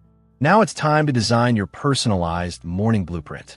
Here's exactly how to do it. And I want to be completely straight with you. There is no perfect morning routine that works for everyone. Anyone selling you a cookie-cutter solution is selling you something that will fail within 2 weeks. The morning routines that actually stick are the ones built around your real life, not someone else's Instagram version of productivity. Your schedule, your family situation, your energy patterns, your goals, they're all different from mine, and your routine needs to reflect that. We've covered 6 major elements: physical activation, mental clarity, learning and growth, nutrition and energy, relationships. And now we're going to put them together in a way that actually works for your specific situation. Think of this like building a custom car. You wouldn't use the same engine, transmission, and tires for a race car, a family SUV. Same principle applies to morning routines. The foundation: know yourself first. Before you start designing anything, you need to understand 3 things about yourself: your natural energy patterns, your current constraints, and your actual priorities. Not the priorities you think you should have, the ones that genuinely matter to you. Most people skip this step and jump straight to copying someone else's routine. Then they wonder why they can't stick to waking up at 5 a.m. when they're naturally a night owl, or why they can't meditate for 30 minutes when they have 3 kids under age 8. Let's start with energy patterns. For the next week, track when you naturally feel most alert, most creative, and most motivated. Don't try to change anything, just observe. Some people are sharpest first thing in the morning. Others don't hit their stride until 10 a.m. Some people have steady energy all day. Others have natural peaks and valleys. There's no right or wrong. There's just your pattern. I used to force myself to do complex creative work at 6 a.m. because that's what all the productivity gurus recommended. But I'm naturally more creative in the late morning after my brain has had time to warm up. Once I accepted this instead of fighting it, my morning routine became much more effective. Your constraints are equally important. How much time do you realistically have? What are your non-negotiable commitments? Who else's schedule affects yours? A single person with no kids has different constraints than a parent with 3 children and a spouse. A remote worker has different flexibility than someone who commutes an hour each way. Designed for your reality, not for someone else's. In your priorities, this is where most people get it wrong. They think their priorities should be what successful people's priorities are. But success looks different for everyone. Maybe your priority is being present for your family. Maybe it's building a business. Maybe it's improving your health. Maybe it's developing a creative skill. Your morning routine should support your actual priorities, not generic ones. When your routine aligns with what you genuinely care about, motivation becomes much less of an issue. The busy parent's power hour. Let's get specific with different life situations. If you're a parent with young kids, your morning routine looks completely different from someone with total control over their schedule. Sarah, a client of mine, has 3 kids under 10 and a husband who travels frequently. Her old attempts at morning routines involve trying to wake up at 5 a.m. to exercise and meditate. It lasted exactly 4 days before exhaustion and resentment kicked in. Here's what actually works for her. She wakes up 20 minutes before the kids, uses 5 minutes for light stretching and deep breathing, 10 minutes for coffee and reviewing her priorities for the day, and 5 minutes writing in a gratitude journal. When the kids wake up, she turns breakfast time into family connection time. No phones, actual conversations about everyone's day ahead. While they're getting ready, she listens to a 15-minute podcast on parenting or personal development. Her workout happens during the kids' sports practice or while they're at school. Her learning happens during her commute. Her routine works because it's built around her life, not despite it. The key principle for busy parents: integrate, don't isolate. Instead of trying to carve out perfect, uninterrupted time for each routine element, weave them into what you're already doing. Exercise while your kids play at the park. Practice gratitude during bedtime routines by asking kids what they're grateful for. Turn card time into learning time with audiobooks or educational podcasts. Your morning routine doesn't have to look like anyone else's. It just has to move you toward your goals while fitting your real life. The student's success sequence. If you're a student, your challenges are different. You might have more time flexibility, but less structure. You might be dealing with irregular schedules, late nights, and the constant pressure of deadlines. Marcus, a graduate student I worked with, was struggling with inconsistent energy and constant overwhelm. His old approach was to study all night, sleep until noon, and then feel guilty about wasting the morning. We build him a routine that works with student life. Wake up at 8 a.m., reasonable for his night owl tendencies. Drink water and do 5 minutes of movement. Spend 15 minutes reviewing his priorities and deadlines for the day. Then 20 minutes of focused reading on his thesis topic. Not try to write or research deeply, just staying connected to his main project every day. Breakfast while listening to something related to his field of study. The game changer was adding 5 minutes of gratitude practice specifically focused on his academic journey. Something he learned, a professor who helped him, progress he made. This shifted his mindset from constant stress to recognizing growth and support. His routine takes 45 minutes total, but creates momentum and clarity that carries through his entire day. He's more focused in classes, more efficient in his research, and less anxious about his workload. For students, the key is creating consistency in an inconsistent environment. Your routine becomes an anchor that keeps you grounded regardless of changing class schedules, social obligations, or academic pressures. Focus on elements that support your academic performance. Mental clarity practices, strategic learning, energy management, and stress reduction. Everything else is secondary. The entrepreneur's energy management. Entrepreneurs face unique challenges: irregular schedules, high stress, constant decision-making, and the pressure to always be on. Your morning routine needs to be your competitive advantage, not another thing on your to-do list. David runs a digital marketing agency and was burning out from 80-hour weeks and constant client demands. His mornings were reactive, checking emails, putting out fires, jumping straight into crisis mode. We redesigned his morning around energy management and strategic thinking. 6 a.m. wake up, 10 minutes of meditation using a simple breathing technique, 15 minutes of journaling focused on 3 questions. What am I grateful for? What are my 3 priorities today? What's one problem I need to think about differently? Then 20 minutes of reading something directly related to his industry. Not random business books, but specific content that helps him serve clients better or grow his business smarter. The crucial element: no email, no phone, no reactive tasks until after this routine. His morning is for proactive thinking and preparation, not reactive responding. This 45-minute investment completely changed his business. He started seeing patterns and opportunities he'd been missing. His decision-making improved. His stress decreased because he felt more in control of his days. For entrepreneurs, your morning routine is business strategy. Use it to step back from the daily operations and think at a higher level. Review your goals, identify obstacles, generate solutions, and prepare mentally for the challenges ahead. The most successful entrepreneurs I know treat their morning routine like their most important business meeting, because it is. The remote worker structure. Remote workers have maximum flexibility, which can be both a blessing and a curse. Without external structure, it's easy to drift into unproductive patterns or let work bleed into all hours of the day. Jennifer works remotely for a tech company and was struggling with boundaries. She'd roll out of bed, grab coffee, and start working in her pajamas. By noon, she felt scattered and unprofessional. By evening, she couldn't mentally separate from work. Her solution: treating her morning routine like a commute to work. She wakes up, showers, and gets dressed like she's going to an office. Then 15 minutes of movement, sometimes yoga, sometimes a walk around the block. She has breakfast away from her computer while reading something unrelated to work, fiction, current events, or personal development. Then she spends 10 minutes planning her workday and setting intentions.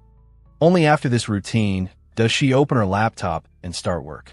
The routine creates a clear transition from personal time to work time, even though she never leaves her house.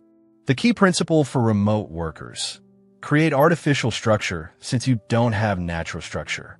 Your morning routine becomes the boundary between your personal life and your work life. Use your routine to mentally prepare for work mode.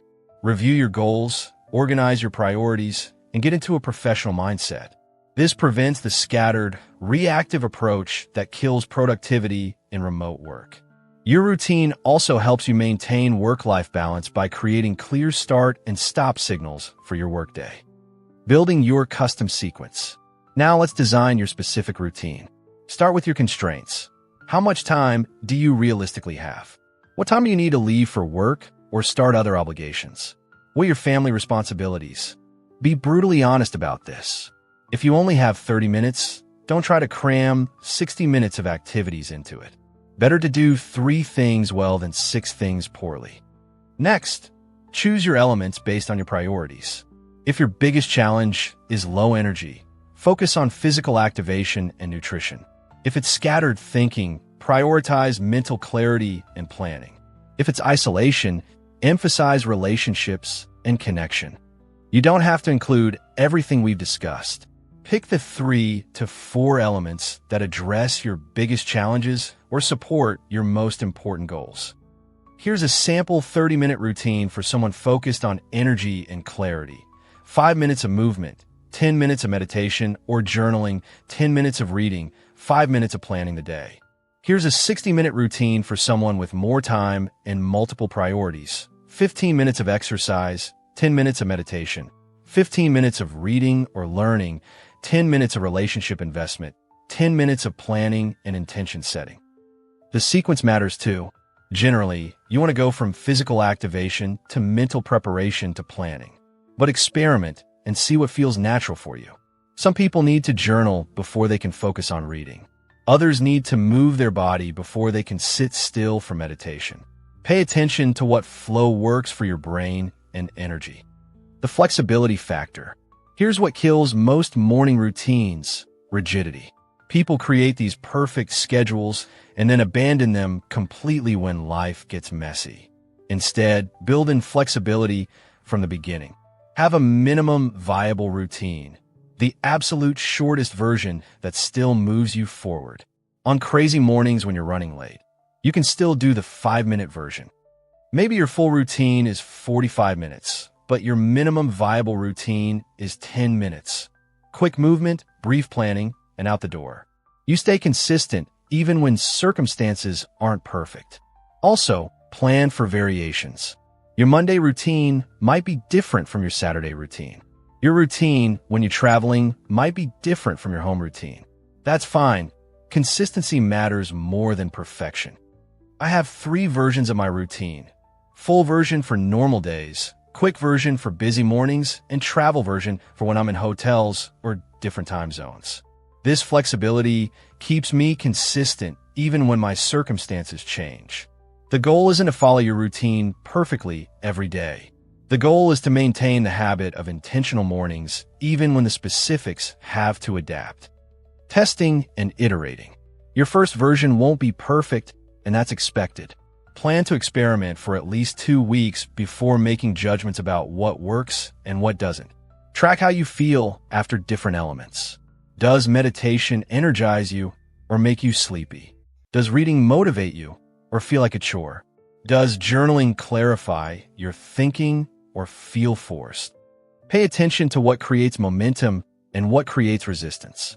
If you're constantly fighting against parts of your routine, they probably don't fit your personality or current situation. Be willing to modify, swap out elements, change the timing, or completely redesign if needed. Your routine should serve you, not the other way around. After a month of consistency, evaluate the bigger picture. Are you sleeping better? Making better decisions? Feeling more energized? Accomplishing more important work? These are the metrics that matter, not whether you followed your routine perfectly. Remember, the best morning routine is the one you'll actually do consistently. Start simple, be flexible, and adjust based on what works for your real life. Your morning blueprint. You now have everything you need to create a morning routine that actually works for you. Not a routine that looks impressive on social media, but one that genuinely improves your life. Start with your constraints and priorities. Choose elements that address your biggest challenges. Design a sequence that flows naturally. Build in flexibility for imperfect days. Test, iterate, and adjust based on results. The most important thing is to start. Don't wait for the perfect routine. Begin with something simple and improve it over time. The habit of intentional mornings is more valuable than any specific activity you do during those mornings. Your future self will thank you for the investment you make in these first hours of each day. This is where successful days begin, where meaningful lives are built, and where you get to choose who you become. You have the knowledge, you have the framework, and you have examples of what worked for different situations. Now it's time to stop planning and start doing. Your personalized power hour is waiting. Go claim it. Chapter 8. Implementation and Habit Formation. All right, let's talk about the gap between knowing what to do and actually doing it. You've got your personalized morning blueprint. You understand the principles. You've seen the examples. But here's where most people stumble. They try to change everything overnight and burn out within a week. I've watched this happen hundreds of times. Someone gets excited about their new morning routine, sets their alarm 2 hours earlier than usual, plans an hour-long sequence of activities, and expects to maintain it starting Monday morning. By Wednesday, they're hitting snooze. By Friday, they've given up completely. The problem isn't your willpower. The problem isn't your motivation. The problem is you're trying to build Rome in a day instead of laying one brick at a time. Real habit formation works differently than most people think. It's not about dramatic changes or perfect execution. It's about tiny, consistent actions that compound over time. And I'm going to show you exactly how to make this work. The 2-minute revolution. Here's the strategy that changes everything. The 2-minute rule. Whatever habit you want to build, start with a version that takes less than 2 minutes to complete. Want to meditate for 20 minutes? Start with 2 minutes. Want to exercise for 30 minutes? Start with putting on your workout clothes. Want to read for an hour? Start with reading 1 page. This sounds almost stupidly simple, but it works because you're not trying to build the habit and the behavior at the same time. You're building the habit first, the automatic response of doing something at a specific time and place. The behavior can grow later. Rachel wanted to start journaling every morning but kept failing after a few days. We scaled it back to writing just 3 words about how she felt when she woke up. 3 words. That's it. For 2 weeks, she wrote 3 words in a notebook next to her bed. Some days it was tired but grateful. Other days it was stressed about presentation. The words didn't matter. The habit of reaching for the notebook mattered. After 2 weeks, she naturally started writing a sentence. After a month, she was writing a paragraph. After 3 months, she had a full journaling practice that she actually enjoyed instead of forcing. The 2-minute rule works because it removes the mental barrier to starting. Your brain doesn't resist 2 minutes the way it resists 20 minutes. And once you start, momentum often carries you further than you planned. But even if you only do the 2-minute version, you're still building the neural pathway.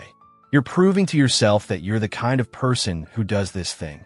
Identity change happens through small, repeated actions. Design your environment for success. Your environment is stronger than your willpower. If you have to make decisions and overcome friction every morning, you'll fail when you're tired, stressed, or running late. Instead, design your space so the right choice is the easy choice. Make your morning routine so obvious and convenient that it's harder to skip than to do. If you want to exercise, lay out your workout clothes the night before. Put your yoga mat in the middle of your bedroom floor so you have to step over it. Keep your water bottle and sneakers right by your bed. If you want to meditate, create a specific spot with a cushion or chair that's only used for meditation. Keep it clean and welcoming. Maybe add a candle or a plant, something that makes the space feel intentional. If you want to read, keep your book on your nightstand, not buried somewhere you'll have to search for it. If you want to journal, keep the notebook and pen in the exact same spot every day. Lisa transformed her morning routine by redesigning her kitchen the night before. She set up her coffee maker with a timer, laid out her vitamins next to a glass of water, and placed her book next to her favorite mug. When she woke up, everything flowed naturally. Coffee was ready, supplements were visible, book was waiting. She didn't have to make any decisions or search for anything. Her environment guided her through the routine automatically. The goal is to reduce friction for good habits and increase friction for bad habits. Make it easy to do what you want to do and hard to do what you want to avoid. If you tend to check your phone first thing in the morning, don't keep it next to your bed. Put it in another room or at least across the room. If you want to drink more water, keep a glass by your bed and fill it the night before. Small environmental changes create big behavioral changes over time. You're not fighting your willpower. You're using your environment as an external system that supports your goals. The power of tracking without obsessing. What gets measured gets managed, but most people track the wrong things in the wrong way. They create complicated spreadsheets, try to measure everything, and turn habit formation into a part-time job. Effective tracking is simple, immediate, and focuses on consistency rather than perfection. You want to track whether you did the habit, not how well you did it. Use a simple calendar or habit tracker app. Mark an X for each day you complete your morning routine. Don't track duration, intensity, or quality at first. Just track completion. This visual chain of X's becomes incredibly motivating. You can see your progress, and you naturally want to keep the chain going. Missing one day isn't failure. It's just a broken link that you can repair tomorrow. Mark completed his routine about 60% of the time in his first month. Instead of feeling like a failure, he could see the pattern clearly. He was consistent Monday through Thursday, but struggled on weekends when his schedule was different. This insight led him to create a modified weekend routine that fit his different Saturday and Sunday rhythms. His consistency jumped to 85%, because he wasn't trying to force the same routine into different circumstances. Track your habits, but don't become obsessed with the tracking. The goal is awareness and consistency, not perfect data collection. If you miss a day of tracking, just pick up where you left off. Some people find visual tracking motivating. seeing the X's on a calendar, or filling in a habit tracker. Others prefer simple notes in their phone or journal. Find what works for you and keep it simple. Overcoming the predictable obstacles. Every new habit faces predictable challenges. Instead of waiting to be surprised by them, plan for them in advance. Here are the big ones and how to handle them. Obstacle number 1, the enthusiasm crash. Week 1 feels exciting. Week 2 feels okay. Week 3 feels like work. This is normal and expected. It doesn't mean you're failing. When enthusiasm fades, rely on systems instead of feelings. Your routine doesn't care if you feel motivated. It just needs to happen. Focus on showing up, even if you're not excited about it. Obstacle number 2, schedule disruptions. Travel, sick kids, work emergencies, social obligations. Life happens, and your routine will get interrupted. Have a backup plan ready. Know what you'll do when you only have 5 minutes instead of 30. Know how to adapt when you're staying in a hotel or visiting family. Flexibility prevents complete derailment. Obstacle number 3, perfectionism paralysis. You miss one day and decide you've ruined everything.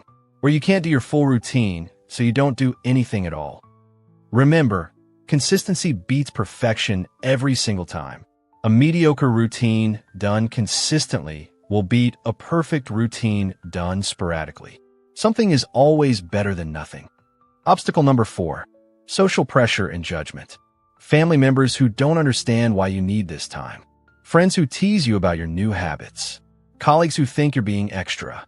Your morning routine is an investment in yourself, not a performance for others. You don't need to justify it, explain it, or get approval for it. Protect this time like you would protect anything else that's important to you. Most resistance from others comes from their own guilt about not taking care of themselves. Don't let other people's discomfort derail your progress. Progressive implementation strategy. Here's how to actually implement your routine without overwhelming yourself. Start with one element and master it before adding the next. I call this habit stacking, building one habit on top of another that's already solid. Week 1 and 2. Pick the easiest element of your routine and do only that. If your full routine includes movement, meditation, reading, and planning, start with just one of these. Choose the element that feels most natural or that you're most excited about. Success breeds success, so start with something that gives you early wins. Week 3 and 4. Add the second element. Now you're doing 2 parts of your routine consistently. Don't add the third element until these 2 feel automatic. Week 5 and 6. Add the third element. You're building momentum and confidence. Each new element feels easier because you've already established the foundation. Continue this pattern until you've built your complete routine. This might take 2 to 3 months, and that's perfectly fine. You're building something that will last years, not weeks. Tom wanted a morning routine that included 20 minutes of exercise, 10 minutes of meditation, and 15 minutes of reading. Instead of trying to do all 45 minutes from day 1, he started with just 5 minutes of movement. For 2 weeks, he did 5 minutes of stretching or jumping jacks right after getting out of bed. Once that felt automatic, he added 5 minutes of meditation. 2 weeks later, he added 10 minutes of reading. 3 months later, he naturally expanded each element because the habit was solid and he enjoyed the routine. But he built it slowly, one piece at a time, which made it sustainable. The key is patience with the process and consistency with the practice. You're not trying to fix your entire life in a month. You're building a foundation that will support everything else you want to accomplish. Working with your natural rhythms. Your body and brain have natural rhythms that either support or fight against your new habits. Instead of forcing yourself into an unnatural pattern, work with your biology. Some people are naturally early risers. Their energy peaks in the morning and they feel tired by evening. Others are night owls who don't hit their stride until later in the day. If you're naturally a night owl, don't try to become a 5 a.m. person overnight. Start by waking up 15 minutes earlier than usual and gradually shift your schedule over several weeks. More importantly, design your routine around when you naturally have energy. If you're sharpest first thing in the morning, use that time for your most challenging routine elements. If you need time to wake up, start with gentler activities. Pay attention to your ultradian rhythms too, the 90-minute cycles your brain goes through during the day. Some people have high focus immediately upon waking. Others need 30 to 45 minutes to reach peak alertness. Jane discovered she was trying to meditate during her natural low-energy period right after waking up. She was fighting to stay awake instead of finding calm focus. When she switched meditation to after her coffee and movement, it became much easier. Work with your body, not against it. Your routine should feel like you're flowing with your natural energy, not constantly swimming upstream. This might mean adjusting the timing of your routine, changing the order of elements, or modifying activities to match your energy patterns. The recovery and adaptation principle. Here's what no one tells you about building lasting habits. You will have setbacks, and that's part of the process, not a sign of failure. You'll have weeks where your routine falls apart because of illness, travel, work stress, or family emergencies. You'll have days where you oversleep, mornings where nothing goes right, and periods where you question why you're doing this at all. The difference between people who build lasting routines and those who don't isn't that successful people never struggle. It's that they know how to recover quickly from setbacks. When you miss a day, don't waste time feeling guilty or making excuses. Just get back to your routine the next day. When you have a bad week, don't throw away the progress you've made. Start fresh on Monday. Think of your routine like physical fitness. If you miss a week of workouts, you don't give up on exercise forever. You just get back to the gym. The same principle applies to morning routines. Build recovery into your system from the beginning. Know that disruptions will happen and plan how you'll handle them. This mental preparation prevents small setbacks from becoming complete derailments. After 6 months of consistency, Kevin had to travel for work 3 weeks straight. His normal routine was impossible in hotels with different time zones and packed schedules. Instead of abandoning everything, he created a travel version. 5 minutes of movement in his hotel room, 5 minutes of planning his day, and listening to podcasts during commutes instead of reading. When he returned home, he didn't have to rebuild his entire routine from scratch. He just returned to his normal version, and it felt natural because he maintained the habit of intentional mornings even in different circumstances. Adaptation isn't failure, it's intelligence. Your routine should serve your life, not control it. Measuring what actually matters. Most people measure the wrong things when building morning routines. They track how long they meditated, how many pages they read, how many days they woke up at exactly 6 a.m. These metrics can be useful, but they're not what actually matters. What matters is the compound effect of your routine on the rest of your life. After a month of consistency, ask yourself, am I sleeping better? Do I feel more energized during the day? Am I making better decisions? Do I feel more in control of my schedule? Am I less reactive to stress and problems? These are the metrics that matter. Your routine is working if it's improving the quality of your days, not if you're hitting arbitrary benchmarks. Sarah noticed that after 6 weeks of her morning routine, she wasn't getting frustrated with her kids' morning chaos the way she used to. She hadn't been trying to become more patient. It was a side effect of starting her day with intention instead of reactivity. David realized his afternoon energy crashes had disappeared. He wasn't trying to fix his afternoon energy. It improved because his mornings were giving him better momentum throughout the day. Pay attention to these indirect benefits. They're often more valuable than the direct benefits of individual routine elements. Your morning routine is an investment in your entire day, not just your morning. Measure its success by how it ripples through everything else you do. Long-term consistency over short-term perfection. Here's the mindset shift that makes all the difference. You're not trying to build a perfect morning routine. You're trying to build a consistent practice of intentional mornings. Some mornings will be great. Some will be mediocre. Some will be disasters. All of that is normal and expected. What matters is that you keep showing up. Perfect is the enemy of good, and good is the enemy of consistent. You're better off doing a simple routine consistently than a complex routine sporadically. Focus on systems, not outcomes. Focus on process, not perfection. Focus on consistency, not intensity. After a year of practice, your morning routine should feel as natural as brushing your teeth. You don't debate whether to do it, you don't need motivation to start it, and you don't feel proud of yourself for completing it. You just do it because it's part of who you are. This is when you know you've succeeded. Not when you have the perfect routine, but when you have a routine you can't imagine living without. Your implementation roadmap. Let's make this concrete. Here's your step-by-step plan for implementing your morning routine without burning out or giving up. Step 1. Choose your keystone habit, the one element that will anchor your entire routine. This should be the easiest or most appealing part of your planned routine. Step 2. Commit to doing only this keystone habit for 2 weeks. Set up your environment to make it obvious and easy. Track your consistency with simple marks on a calendar. Step 3.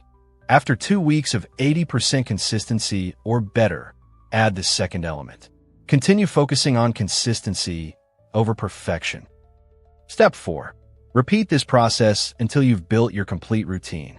This will take 2 to 4 months, depending on how many elements you're adding. Step 5. After 3 months of full routine consistency, evaluate what's working and what isn't. Make adjustments based on results, not on what you think should work.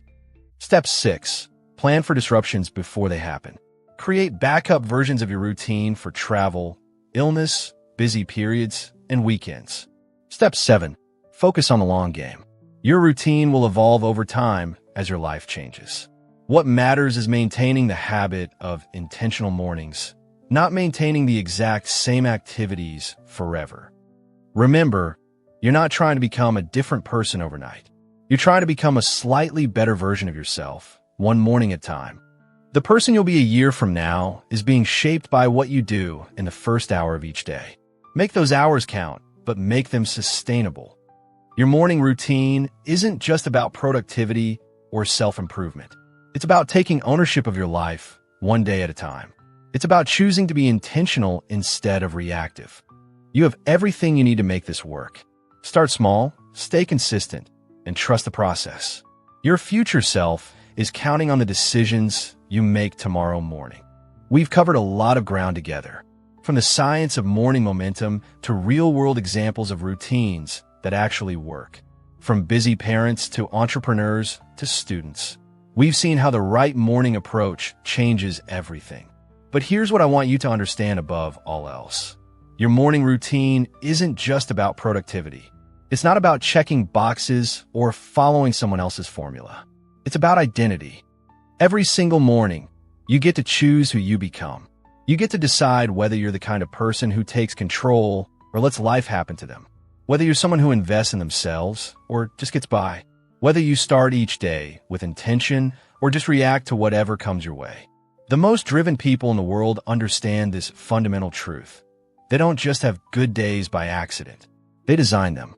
They understand that success isn't some distant destination you arrive at someday. Success is built in the small, quiet moments when no one else is watching. It's built in the choice to get up instead of hitting snooze. In the decision to move your body when you'd rather stay in bed. In the commitment to feed your mind when it would be easier to scroll through your phone. These moments seem insignificant, but they're everything. They're where champions are made. The power of small beginnings. Let me remind you of something crucial we've talked about. Small, consistent actions compound into extraordinary results. You don't need to overhaul your entire life tomorrow morning. You just need to be 1% better than you were today. That 1% doesn't look like much on any given day, but compounded over weeks, months, and years, and it becomes the difference between the life you're living and the life you're capable of living. Your morning routine is that compound interest for your personal development. 5 minutes of movement becomes fitness. 5 minutes of reading becomes knowledge. 5 minutes of planning becomes clarity and direction. Don't underestimate the power of starting small. The person who meditates for 2 minutes every day for a year is infinitely better off than the person who meditates for an hour once a month. Your morning sets everything in motion. Remember this. Your morning doesn't just affect your morning. It sets the tone for everything that follows. The energy you create in the first hour echoes through the next 15 hours. When you start your day with intention, you make better decisions all day long. When you begin with movement, you have more energy for everything else. When you start with gratitude, you notice more opportunities. When you begin with planning, you spend your time on what actually matters. This isn't just feel-good advice. This is how high performers think about their days. They know that winning the morning means winning the day. And winning enough days means winning the year. And winning enough years means winning the life you actually want to live. Your morning routine is your daily vote for the person you want to become. Personalization is everything. Here's what I hope you take away from all the examples and strategies we've covered. There is no perfect morning routine that works for everyone. Anyone trying to sell you a one-size-fits-all solution is selling you something that will fail. Your routine needs to fit your life, your schedule, your personality, and your goals. Sarah's routine as a busy mom looks nothing like David's routine as an entrepreneur, and that's exactly how it should be. Don't just copy what successful people do. Understand why they do it, then adapt those principles to your situation. The framework matters more than the specifics. Your constraints aren't limitations, they're design parameters. Work with them, not against them. Build a routine that serves the life you actually have, not the life you think you should have. Progress over perfection, always. I want to be absolutely clear about this. You will not do your morning routine perfectly. You will miss days. You will oversleep. You will have mornings that feel like disasters. This is normal, expected, and completely fine. The goal isn't perfection, it's progress. It's showing up more often than not. It's getting back on track quickly when you fall off. It's building a practice that lasts years, not weeks.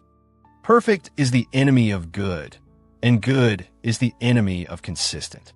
Focus on consistency above all else. A mediocre routine done consistently will beat a perfect routine done sporadically every single time. Be patient with yourself as you build this habit. You're not just changing your schedule, you're changing your identity. That takes time, and it's worth every bit of effort you put into it. Tomorrow morning, you have a choice. So here we are. You've listened to the science, the strategies, the examples, and the implementation guide.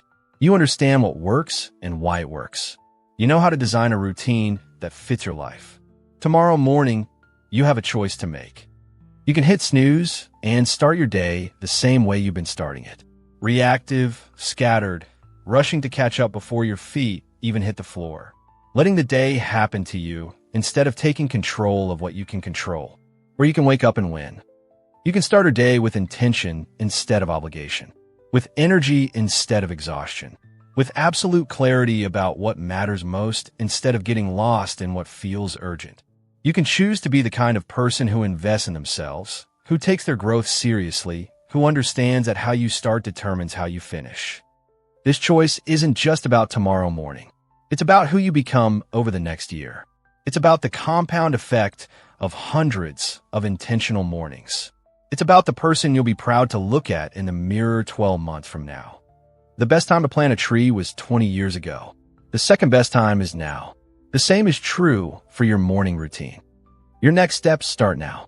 If this resonated with you, if you felt something shift while listening to these ideas, don't let that feeling fade. Take action while the motivation is fresh. Hit that subscribe button and ring the notification bell.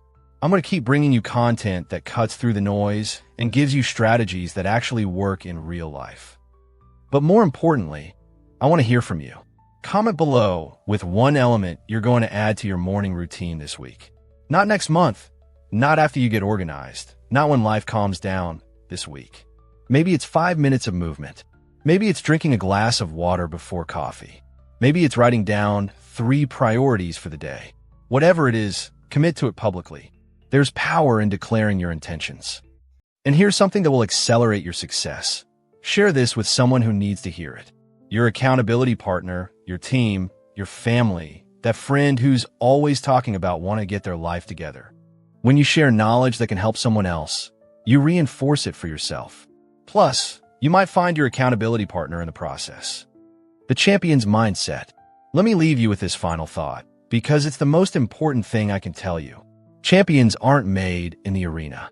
They're not made when the lights are on and the crowd is watching and the stakes are high. Champions are made in the quiet moments when no one is watching. In the early morning hours when it's just you and your choices. In the daily decisions that no one else sees, but that shape everything else you do. Your morning routine is where you become the person capable of achieving everything you want. It's where you develop the discipline, the clarity, the energy, and the confidence that carries you through every challenge.